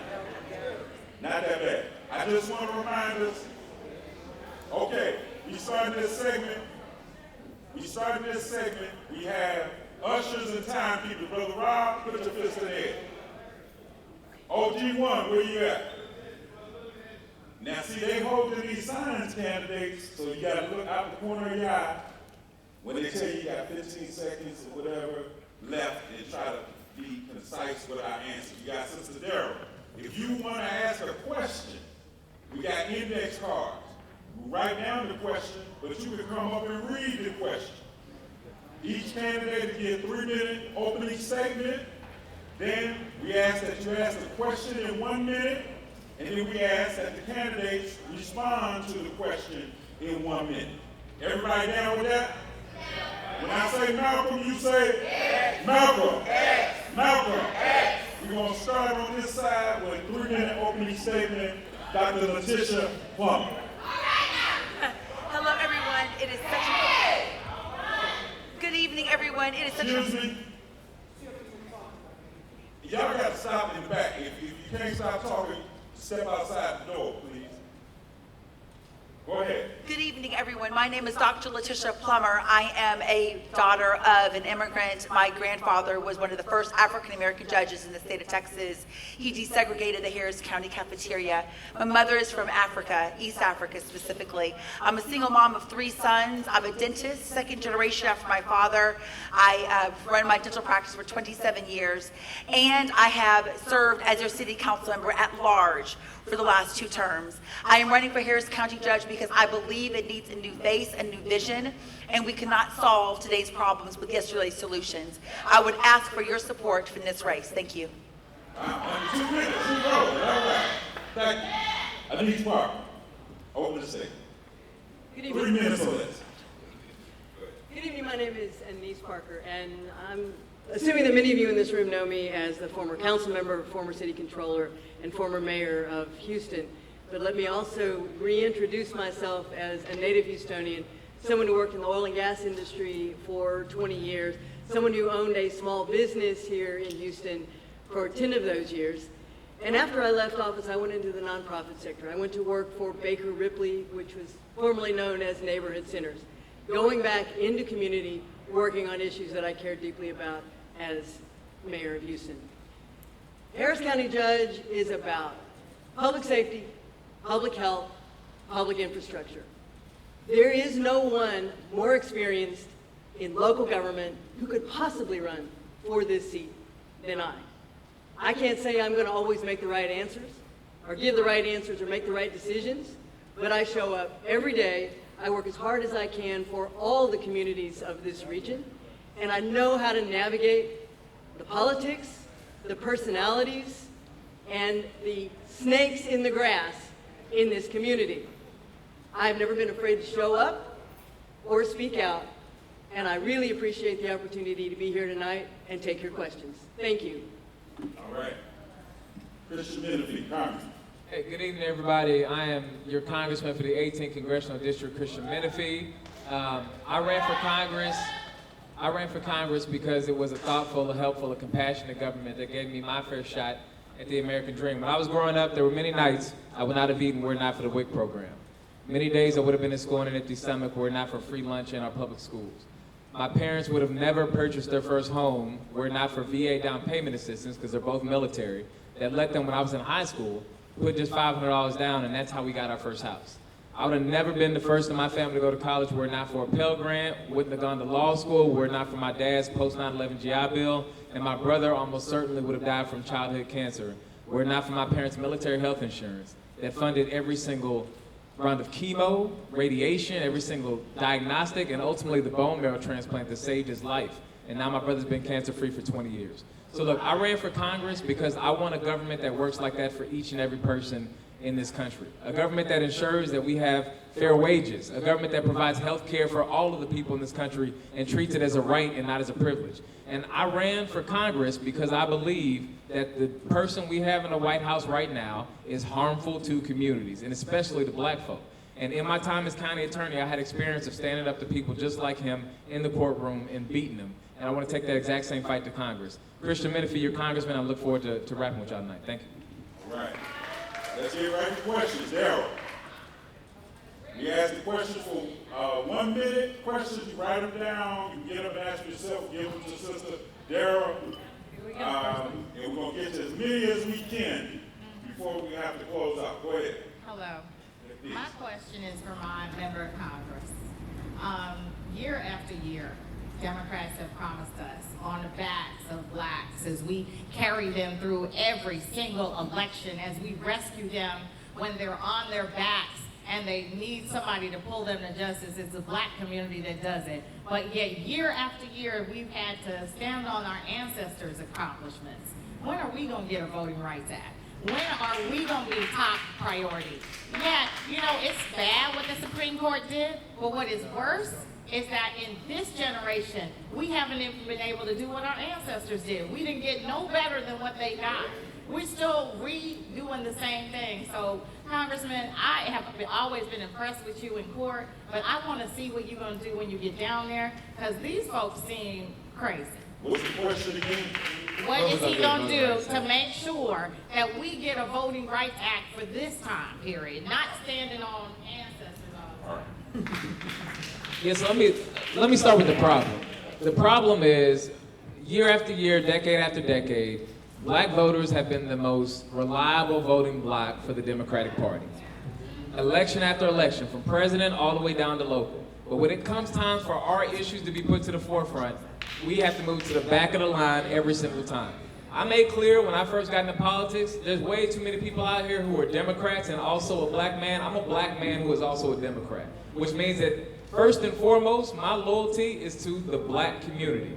So what that means is we have to ensure that when we're in Congress, when we get power back, that we get something done. The last time Democrats had the presidency, the United States House of Representatives, and had the United States Senate, everybody was waiting for a voting rights bill to get passed. And ultimately, it did not get passed because of two specific Democrats in the United States Senate. When we get power back, I have drawn my line in the sand. I expect the Democratic Party, and I'm going to be part of the fight, to pass comprehensive voting rights legislation when we get power back. And if we don't, if that does not get done because some Democrat in West Virginia or Arizona or Maine doesn't want to get on board, I'm going to raise hell in the United States Congress and call them out by name day after day after day until we get it done. Yeah, next question. Education is very important in Houston, Texas, specifically public education. And right now, HISD is a holy mess because of the takeover. This is to Anise Parker. Why do you support the takeover of HISD by TEA? I don't. I think the Mike Miles dictatorship needs to end as rapidly as possible. He's destroying our school system, and the morale of the teachers in HISD. I'll take a step back, however. There was a time when the chair of the board of HISD was under indictment for bribery and convicted of bribery, and we had our black and brown board members who refused to meet in the same space together, and we needed an intervention. When I listened to your question. There was a time when I was mayor when the state of Texas took over North Forest ISD. They came to me as mayor, we talked through what the problems were out there, and they took it over, they intervened, they actually merged North Forest into HISD, saved those schools intact, and left. They have done that multiple times. All right. Okay. We want to allow her to answer the question. All right. You can ask a follow-up. We're asking them the question. Go ahead. They have done that multiple times. It is an intervention. You can like the intervention or not, but they came in and they left. The Mike Miles dictatorship is unprecedented. I was wrong. I freely admit it. I'll fall on my sword about that. Something had to be done. This is not the solution. Next question, Daryl. All right. Who's your brother who doesn't need a mic? Okay. Keep the question to a minute and responses to a minute. Directly to you would like to. Okay, my question here is for the congressman. And as I stand here tonight, I think about what previous congresswoman Sheila Jackson did. I know Sheila Jackson had worked for her for 10+ years. So I know what needs to be done. I'm very glad to see that we can have a change of the guard. My question though, Congressman, is how do you plan to continue the good work of the late Congresswoman Sheila Jackson Lee? I know what she did, so don't fool me. We're not going to be able to fool you. A couple of things. One, anybody who knows anything about the late Congresswoman Sheila Jackson Lee knows that she was the person who introduced H.R. 40, which is for study for reparations. Look, when I had 16 people in the race against me the first round, I was the first candidate to come out publicly in support of reparations for descendants of enslaved Africans. Look, this is not a handout, it's not a gimme, this is back pay for people who built this country and were never compensated for it. So I'm already a co-sponsor on H.R. 40, and I'm going to continue to do that work. But I'm also already working on many of the bills that she introduced herself. I was able to reintroduce a bill that she filed called the Kimberly Vaughn Gun Safety Act.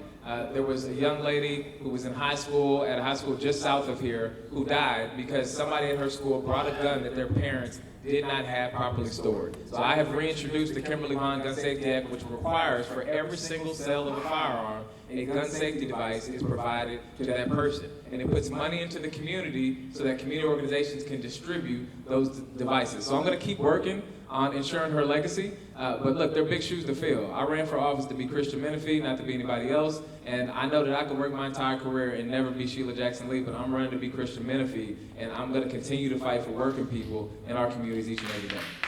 All right, next question, Daryl. Hello, my question is for Anise Parker and Dr. Plummer. Anise, you advised Mayor Whitmire to compromise on the Montrose Rainbow Crosswalk rather than fight Abbott's orders. But for LGBTQ Houstonians, that crosswalk wasn't just a symbol, it was a symbol of whether their government would show up and stand up for them. If you're willing to negotiate visibility, what won't you compromise on when the state comes after our marginalized communities, and what integrity do you hold? I've had a number of opportunities to meet with and talk to former Congressman John Lewis and his concept of good trouble and not stupid fights.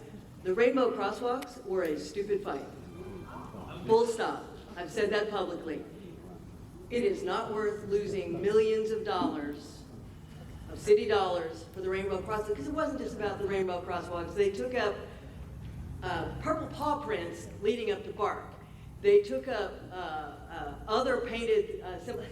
Buddy Holly's hometown can't have the Buddy Holly glasses anymore because the governor went rogue on rainbow crosswalks. The challenge is going to be when the mayor decides to step up and push back. As a home rule city, he's going to have to do that, and we're going to have to litigate it to make a change. Now, I know that you're a volunteer for my opponent's campaign, and I appreciate that. Oh, Okay. you're a worker for my All right, campaign. we're asking the candidates for like 1 minute responses, so if you can close out and then we go to that. Go ahead and close out, Ms. Parker. Okay, hold up, bro. Go ahead. Okay. Can you close out? I apologize. I did not realize that you were a paid staffer and not a volunteer. However, I believe that it is important for any mayor or the county judge to first and foremost do no harm to their constituents and step forward and fight back when necessary. There is a definite difference between good trouble and stupid fights, and I considered that a stupid fight. I think it was a righteous fight if we had stood up on immigration. Thank you. Dr. Palmer. I don't think anyone in this room has a right to compare yourself to John Lewis. He fell on the sword for the rights of us. My grandfather was a civil rights attorney. And so there are all the fights that we are dealing with right now as Black people are real fights. The Rainbow Crosswalk was just the beginning. When we passed the ICE ordinance, they came back and tried to pull back the $110 million. It is just the beginning. We are tired. Our communities are tired of being the guinea pigs. As someone mentioned before, you always come to us for ask for our vote, but we never see anything happen. It is time for change. And we have to start that change now. We have a governor now that is trying to roll every single thing back that we've all fought for, that my grandfather has fought for. I think my grandfather's photo is on one of these walls. We have got to stand together and fix the problem. So I'm going to fight every single fight because that is what we're supposed to do. That is the only way that change is going to happen. Bullies continue to bully. They're never going to stop bullying if you continue to succumb to what they're doing. And so we stand our ground, we make sure resources come to us. That is our job, that is our responsibility. But we have to come to the table and figure out what we need to do. But there are no stupid fights in this world right now. All right. Thank you. Next question? Go ahead, bro. Go ahead, bro. Can you hear me? Yes, sir. This is for the congressman. Are you going to fight legally for reparations and our human rights in Congress, in the committees, fight for our human rights? Because our human rights are being violated in every form in the United States government. Right. Start with Al Green. Try to keep it to a minute, Congressman. Yeah. We moving. We on time here. We moving. Thank you very much, and thank all of you for your patience. Yes, I will fight for reparations. I have a bill in Congress that relates to reparations. It is to develop a Department of Reconciliation. The purpose of the Department of Reconciliation is so that we can have the reparations, and to get them, we need a means by which we can accomplish this. I believe that the reparations are owed. I have never hesitated in saying this in any place that I've been, and I assure you that I'm in that fight to win it. Thank you.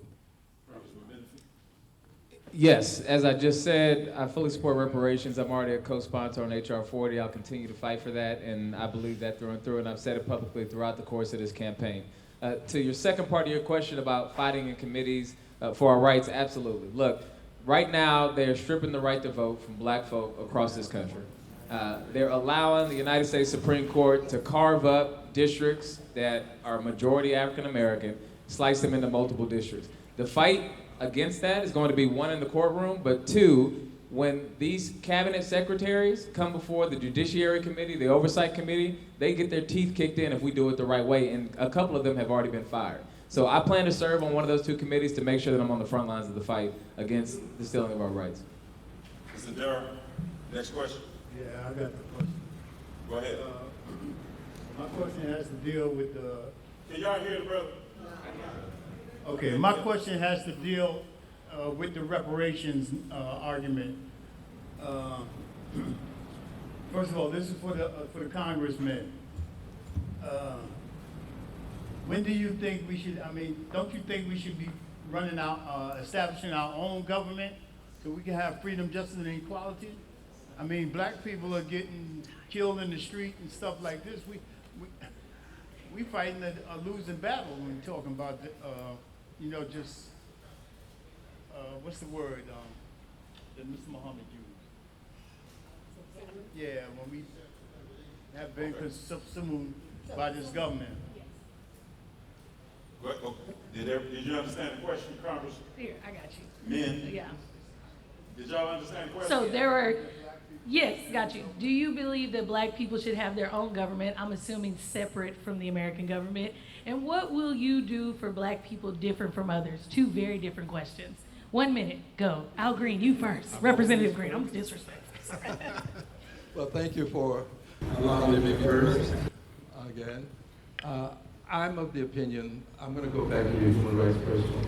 Can y'all hear in the back? I support human rights as evidenced by the fact that I say that there was genocide in Gaza. And I believe that any candidate in this race should be able to say it. So far, I'm the only one who has. In terms of whether we should have a separate government, no, I don't think we should set up a separate government.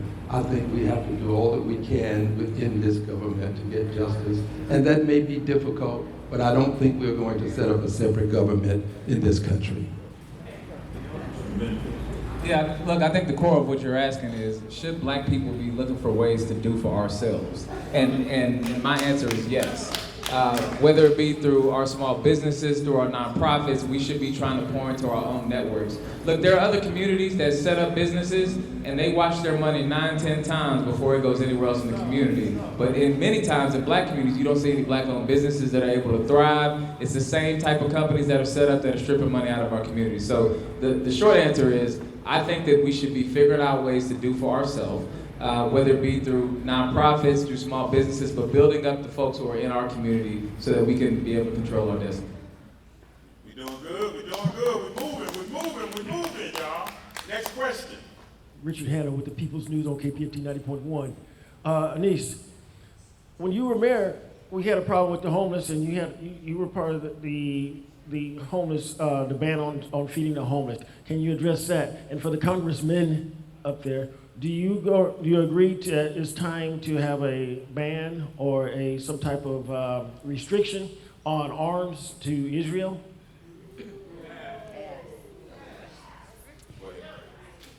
So there is actually no ban on feeding the homeless. That is a myth. It is, however, a city ordinance now that you have to have the property owner's permission in order to do it. It's very simple. It was a property rights issue. If you want to take your sandwiches to the park and share it with someone on the park bench or under one of these overpasses, it is completely legal to do so, but you cannot set up a feeding operation on someone else's property, which is what was happening in downtown Houston. I am very proud of the work we did on homelessness. Houston is still considered a national model. I'm still on the national speaking circuit telling people what we did to reduce the number of homeless on the streets of Houston. Unfortunately, we've started to drift away from the investments we made and the progress we've made. I'm looking forward as county judge to be able to go back in and reinvigorate the work so we can move more homeless into housing. And I will say that we were the first place in America to functionally eliminate veterans' homelessness. All right. The questions before the Congressperson, we'll start with Congressman Menifee and then go to Congressman Green for the second question that he asked. Yeah, I support conditions on aid to Israel if there's a continuation of the violation of human rights. Look, what's happening right now in Gaza is absolutely horrific. We've seen tens of thousands of civilians who have been killed. This is men, women, but also including children, and absolutely horrific atrocities and war crimes committed by a government that has become so far right-wing that they are now ethnically cleansing folks. The U.S. has a role to play in this. We have provided weapons to Israel. We are complicit. So if that continues, we need to be enforcing and ensuring that we have conditions on weapons that are provided, meaning that if you violate international law, you will not get any additional weapons. Thank you. I'm the only candidate in this race who will say that there's genocide in Gaza. And I'm the only candidate in this race who will say, not another dime to Israel. And if the questions are not being answered entirely, it's because they seem to metamorphose as we answer the questions. You asked me if you want to set up a separate government. I answered that question. But the question that you wanted answered was whether we should be independent and have self-determination. Of course, that's what we want. That makes sense. But if you ask me a question, I'm going to give you an answer. No separate government, but yes, we should be able to take care of ourselves. Just a second. Okay. I want to follow up. We're going to go to the next question, but I want to follow up just for a second. Minister Malcolm X, he said so many profound things that are applicable today, right? If we study some of the stuff that he said. He said, you can't be concerned about what's going on in Mississippi and not be concerned about what's going on in the Congo.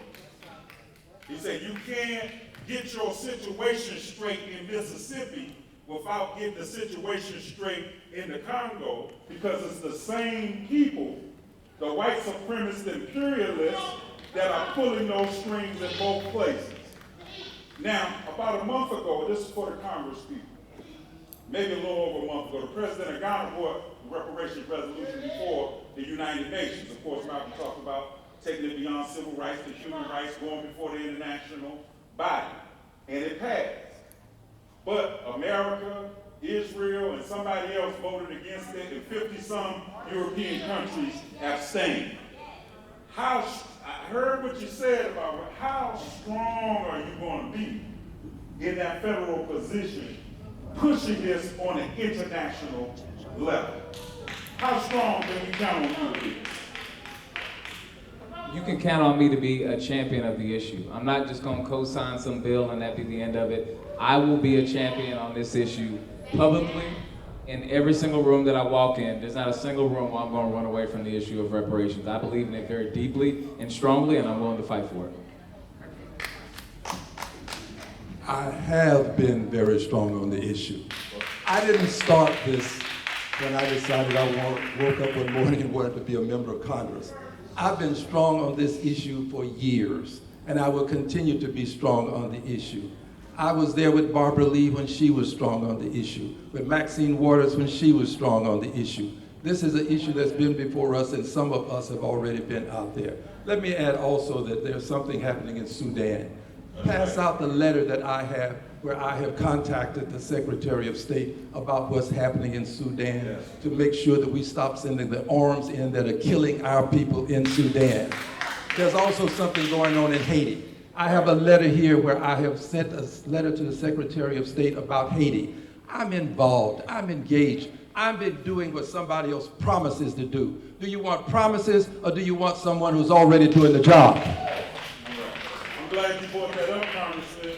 Sudan, Haiti, the Congo. What about the Sahel? Burkina Faso, Niger, Mali, Third Ward. But you gotta understand, it's the same forces. Next question. Okay, Ms. Plummer would like the opportunity to speak about the homeless ban to the question, and she deserves the right to respond. Yeah, no, thank you very much. So as a council member, I saw firsthand what that feeding or that no feeding ordinance did to our community. Food Not Bombs is one of the largest organizations that feed good, healthy, nutritious food to our homeless community. If you've seen the struggles that people are having right now in terms of just being able to live, they're one paycheck away from being homeless or unhoused. We have got to remove that feeding ordinance because it's hurting people that are trying to help people. Excuse me, can we give Dr. Plummer our attention and wait before we start distributing all the information? Go ahead. We are trying to create these centers to push our homeless folks. We don't understand that mental health is a key challenge that we're experiencing with them. They've got to get the wraparound services that they need. Mayor Whitmire put forward a civility ordinance to literally fine them if they were sleeping in parks, but without really implementing any type of wraparound services for them. What are they supposed to do? I made an amendment to that to ensure that at least our medical outreach teams could to deal with the mental health challenges that a homeless person is experiencing. Because you give them a ticket and then they get a warrant, and then they end up in the county jail, which is unfair. And so we've got to deal with our homeless community in a different way. There's got to be more compassion with it, and really helping them get a meal is something that's something that we have to do. It is our job, it is our duty. And it is Black and brown people. It is folks in our communities that are literally one day away from being unhoused. Yep, Sister Darrell, next question. Go ahead, Sister Fatima. Let me be clear. I think the vote is important, but with a Black agenda. My concerns are we've been doing this system, and it suggests that we don't matter. Like you said, Brother Kofi, today that is a real occurrence. Why are we doing the same thing, yet expecting a different result? Is it any particular candidates? Okay, give us your 30 seconds. Why are we doing the same thing and we ain't getting no results? Because we have to start holding our elected officials accountable. Look, if you've been in a body for 20 years and you don't have anything to show for it, and you passed 4 bills in 20 years and 2 of them were to rename post offices, that's why our community is struggling. Because we have politicians who get in office and do a bunch of talking. People want results. They don't want strongly worded letters. They don't want tweets. They don't want trying to go viral. They want people who are going to get stuff done for people. And that's the problem in our community is we allow these leaders to continue and come and sell us nonsense instead of having actual results that they can point to better life for our people. We don't get the government we deserve. We get the government that we work for and that we fight for and that we vote for. We all have to show up this November and throw every MAGA out in this country. We've got to get through the runoff first. You've got choices up here. And so before we deal with the MAGA, we got to deal with the folks in front of us.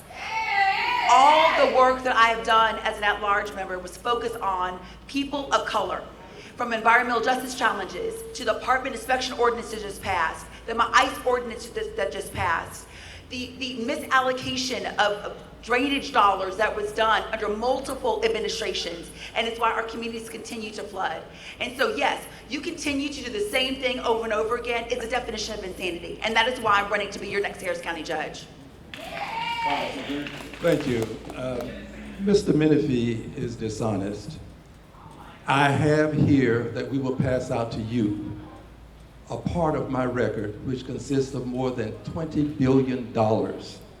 A billion is 1,000 million, so that's $20,000 million that we have passed. And if you look at it, you'll see it. But more important than that, I'm not doing the same thing. I have a Black agenda in Congress. It's called the Conscious Agenda. It includes slavery and a commemoration day for slavery, August the 20th. We passed that in the House of Representatives. It includes a Department of Reconciliation. It includes a bill that would allow us to recover money for the many years that we were enslaved. I have done these things. So this is not something that I want to do. And Mr. Menifee doesn't understand the process. You can pass legislation by putting your legislation in one of the 12 appropriations bills. I have it here. He's being dishonest, or he just doesn't understand because he's a neophyte. He doesn't understand what he's saying. He doesn't know how the process works. I had $20 billion, $10 billion for small businesses, $9 billion for small banks so that they can help small businesses. That's what I've done. I'm not running on rhetoric. This is a wannabe. I'm also have been, and will continue to be. Thank you. All right. We got time for two more questions, and then I do want to call our attention to this handout, because the question was asked, how do these people get held accountable? And there are a couple of websites that you can see how people vote, where they get their money from, who's paying the piper calls, the tune, and it's on this particular handout. Sister Darrell. Greetings. Greetings. All right, guys. This question's for the congressman, all right? First of all, I'm a veteran, all right? You know, all the stuff y'all been saying. I've been in this game a long time, all right? This is what I like to ask. Which committee will you chair when the Democrats regain power in the House, and what would be your first act to protect the interests of all of us? I'll start. I will chair the Subcommittee on Financial Services on Oversight and Investigations. This is the committee that allowed me to find out empirical evidence about how black people are not being accorded the loans that they deserve. If you go to the bank and you want to get a loan, you can be discriminated against and you'll never know it. Well, I proved that the evidence is there to do this, and I also have a bill, H.R. 166, which deals with this kind of discrimination.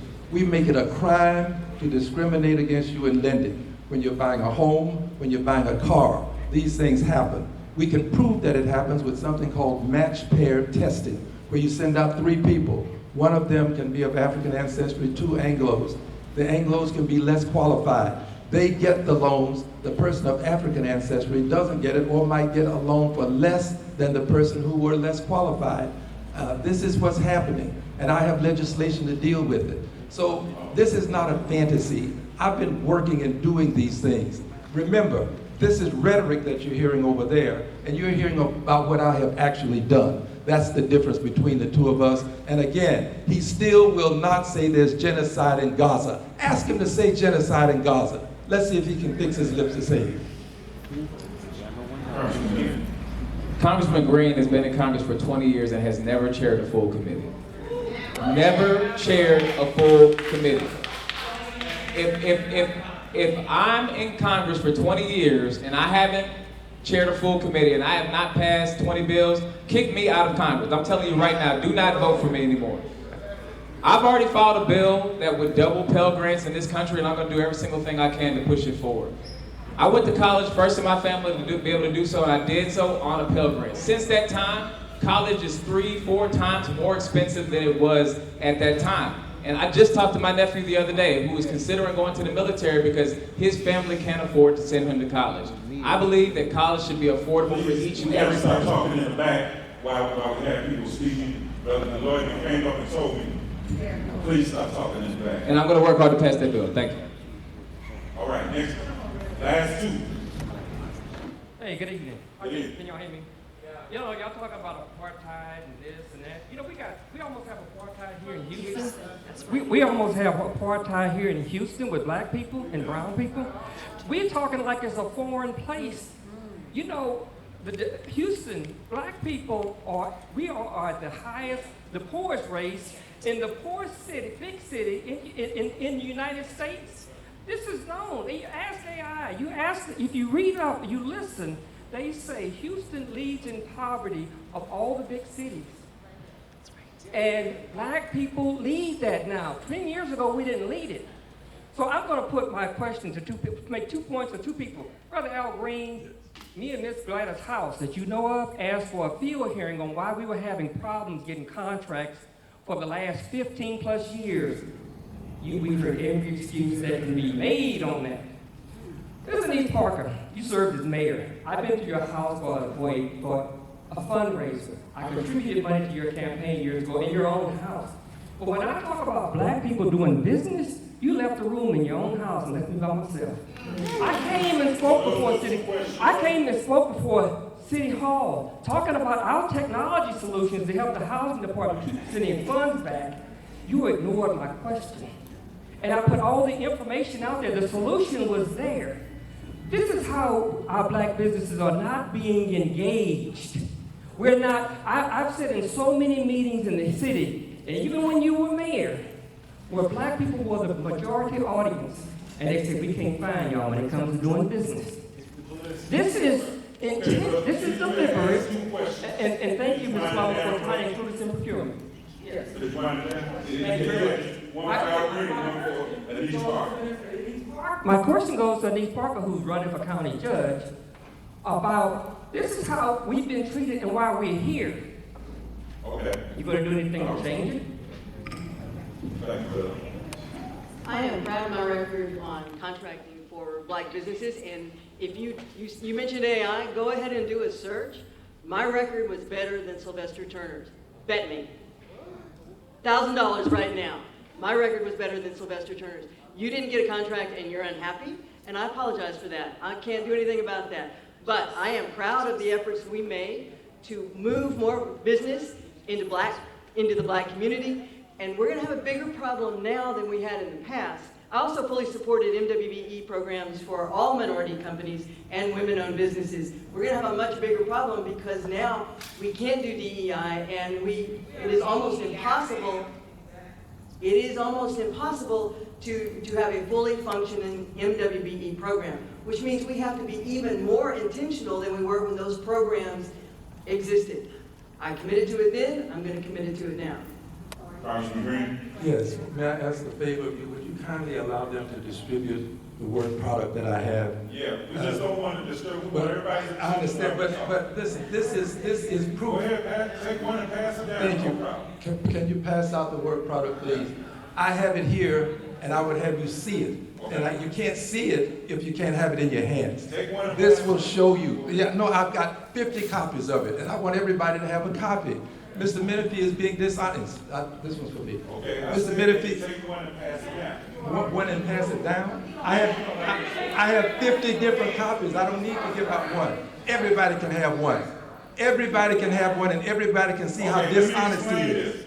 Yes, sir. What I'm saying is, your people can go to the road, say, here's 5, and y'all take these pass. Oh, well, please do that. Okay, now I understand. Okay, all right. Thank you, thank you. Okay, let me address it by saying this contains some of what I have done in Congress. Mr. Menifee is dishonest. He can say anything. All he has to do is say he's done nothing, but if I give you the proof of what I've done, it would seem that would count for something. The next point, when it comes to homelessness, we passed legislation to deal with homelessness. Maxine Waters and I have sent money to the cities to deal with homelessness.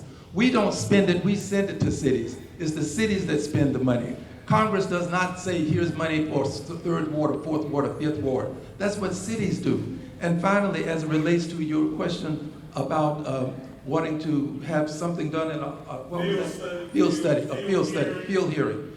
We've done field hearings. I didn't represent Ms. House in Congress. Ms. House is in another area. She was in Jackson Lee's district. So I don't know what Ms. Jackson Lee did or did not do for her, but I'll tell you this. Ms. Jackson Lee worked every day of her life to serve people in this city, in this country. So I will not allow her to be demeaned in that way. Ms. House, God bless her. I hope that she gets what she wants, but Sheila worked hard for her. All right. Well, this is our final question for this segment before we go to closing statements. Go ahead.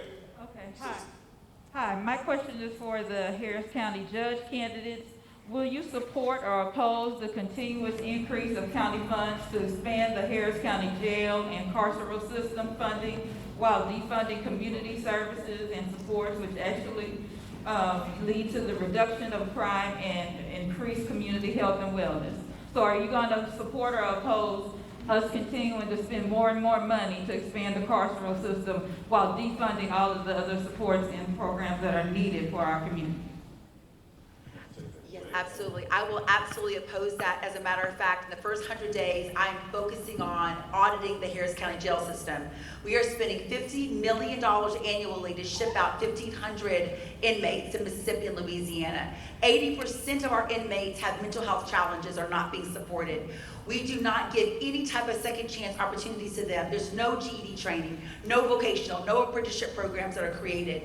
We have got to support these folks in the jail to ensure that they have a level of recidivism. And so that's the number one thing I'm going to do as your Harris County judge. I don't believe that my opponent will do that because Ed Gonzalez has endorsed her campaign. I don't think that she's going to be as hard on the county jail system as I will. And so I'm telling you, we do not need another jail. That's the last thing that we need. We need to go in and fix the one that we currently have. And one of the number one things is making sure that the mental health challenges are rectified. All right. When I say Malcolm, you say Malcolm. Malcolm. Malcolm. Sisters and brothers, we're going to go to the 1-minute closeouts for our candidates that are here. I want to make sure that we acknowledge the lights, camera, and audio. Brother Joe, where you at? Back in the back. These are brothers from the community. They've been putting work in. Brother Tango from the UP Newton Gun Club, they put work in, helping with security, raise your hand. All out for African People's Revolutionary Party. Sisters raised their hand. They was out in the streets with us doing Feed the Hood and the march on yesterday. And we thank everybody for coming out. But before you leave here, Baba Lola is back there. We need to drop something in that bucket. We said we need to raise about $3,000. You can cash app it, you can Zelle it, you can use your credit card, you can put cash in there. Go over to the table where we at, Baba Lola, and we can cash app it. All right? Well, you know the deal with Shape, it ain't free over here at Shape Center. We thank them. Brother Kofi, Okay, so Brother we'd like Kofi, a question for you, please. You said that you were going to talk about the source of money in the campaign. Are we still going to talk about that? Time has run out on us, Well, Congressman. all right, well, I'll do it. Thank you for being on time. Yeah. I'll do it in my 1 minute. We trying to stay tight to the time and respect everybody's time. All right. So, let's start with Denise Parker. I think the question was, what you gonna do different for black folks? To all of y'all. Unlike my opponent, I don't have to run promising what I might or might not do. You can look at my record as mayor. I'm standing on that record. You can say it was a good record or not and make your votes accordingly. I believe I did good service for all of the citizens of Houston, all communities in Houston, and that we made major investments in the African American community. And many of you already know, I have 3 black children and 7 black grandkids. And I'm investing in their future just as much as I'm investing in your today. Thank you. Are these closing statements? Yes, ma'am. You have a choice. You have a choice in this Harris County judge race. You can do the same thing that you've done before. You can support someone that supported the HIC takeover. You can support someone that supports Kim Ogg. You can support someone that doesn't think there's a difference between ICE and the IRS. You can make those decisions if you choose to. Or you can support me, someone that's continually poured in every single thing that I could in our communities. Looking at how we live in multifamily, looking at the cancer cluster in Fifth Ward and all the other communities, looking at our poor air quality that we deal with. Look at investments in the local drainage projects that we consistently overlook in our communities. Rebuilding houses of Harvey because of the lack of investment that was done in infrastructure. We have got to do something different. I am not a career politician. I've not spent 18, 20 years doing this. I'm a doctor. I heal people for a living. And that's why I love this job so much. I passionately want to heal our communities in the way that we need to. If we don't change what we're doing, our communities are going to falter. They're already faltering. So we've got to do something different. So I'm asking you, we don't need someone that's been there 20 years, that we see the same exact problems that we're seeing right now. We need someone that wants to genuinely change the issues. So I'm asking you, please, get out to vote. I'm humbly asking for your vote. If you want a private conversation, I would be willing to have that. I am Dr. Letitia Plummer. I'm your candidate for Harris County Judge.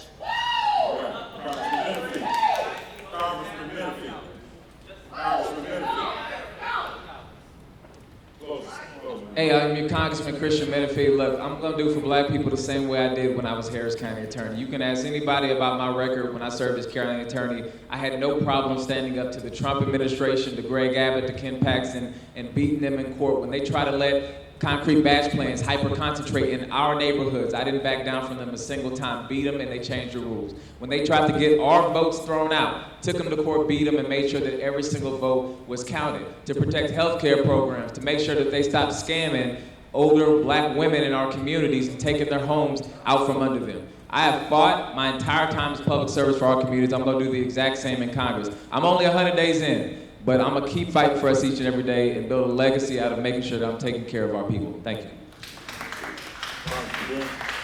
Thank you.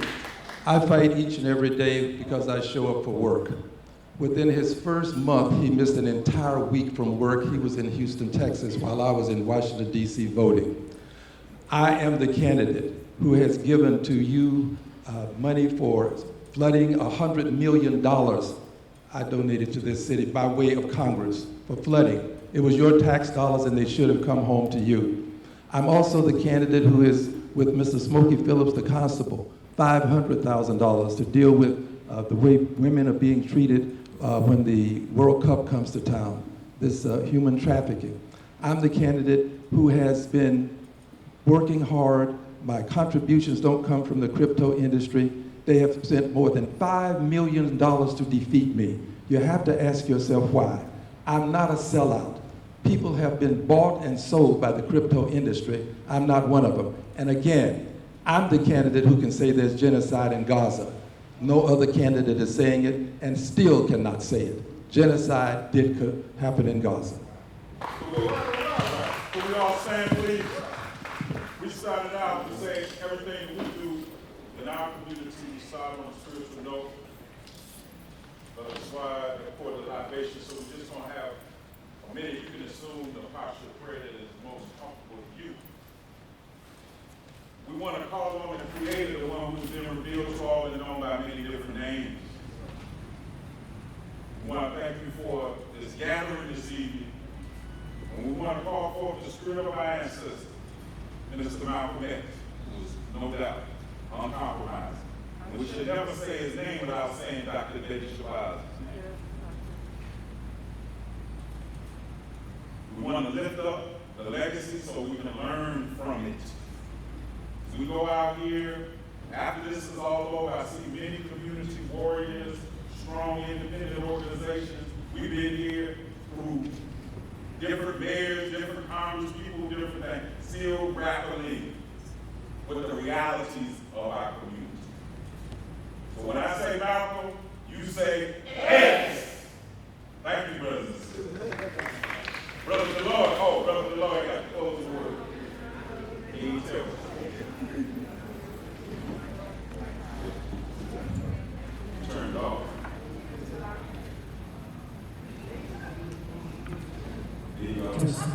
Look, I'm going to ask everybody to stop talking right now.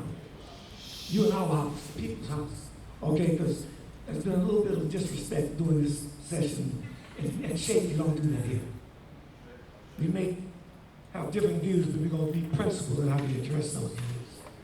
And I thank you for the most part, 89%. I give you a B plus, okay? But again, on behalf of Shape Center, I thank you for participating. And we hosted this because we thought the community needed to know what's going on. And I thank the Black United Front, the Houston chapter, actually national chapter, for doing all the work to make it happen. You all have done an excellent job. They actually helped with the parking. They set up in here today. It's got the sound, and they did a wonderful job. And I think you should give them a big hand. Our ushers and timekeepers, raise your hand. Parking, security, everybody. And finally, let me let you know this. Shape Center does not do endorsements. Okay? We open the door for you to listen and hear what you hear and make your decisions on your own. Okay?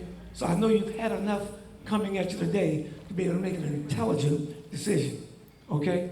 So thank the candidates, thank all of you all for participating, and on behalf of Shape, and by closing on this remark, we had a major fire at our building on our live oak, and we are coming back. We haven't stopped doing what we've been doing for 56 years. This coming June 1st will be 57 years. We're still doing what we've been doing. And the one thing we do is open the doors for the community. That's the most important thing. No one of us could do everything, but if each of us would do something, everything would get done. And that's what Pan-African Festival next weekend, right here in this building. That's it, y'all. Take care.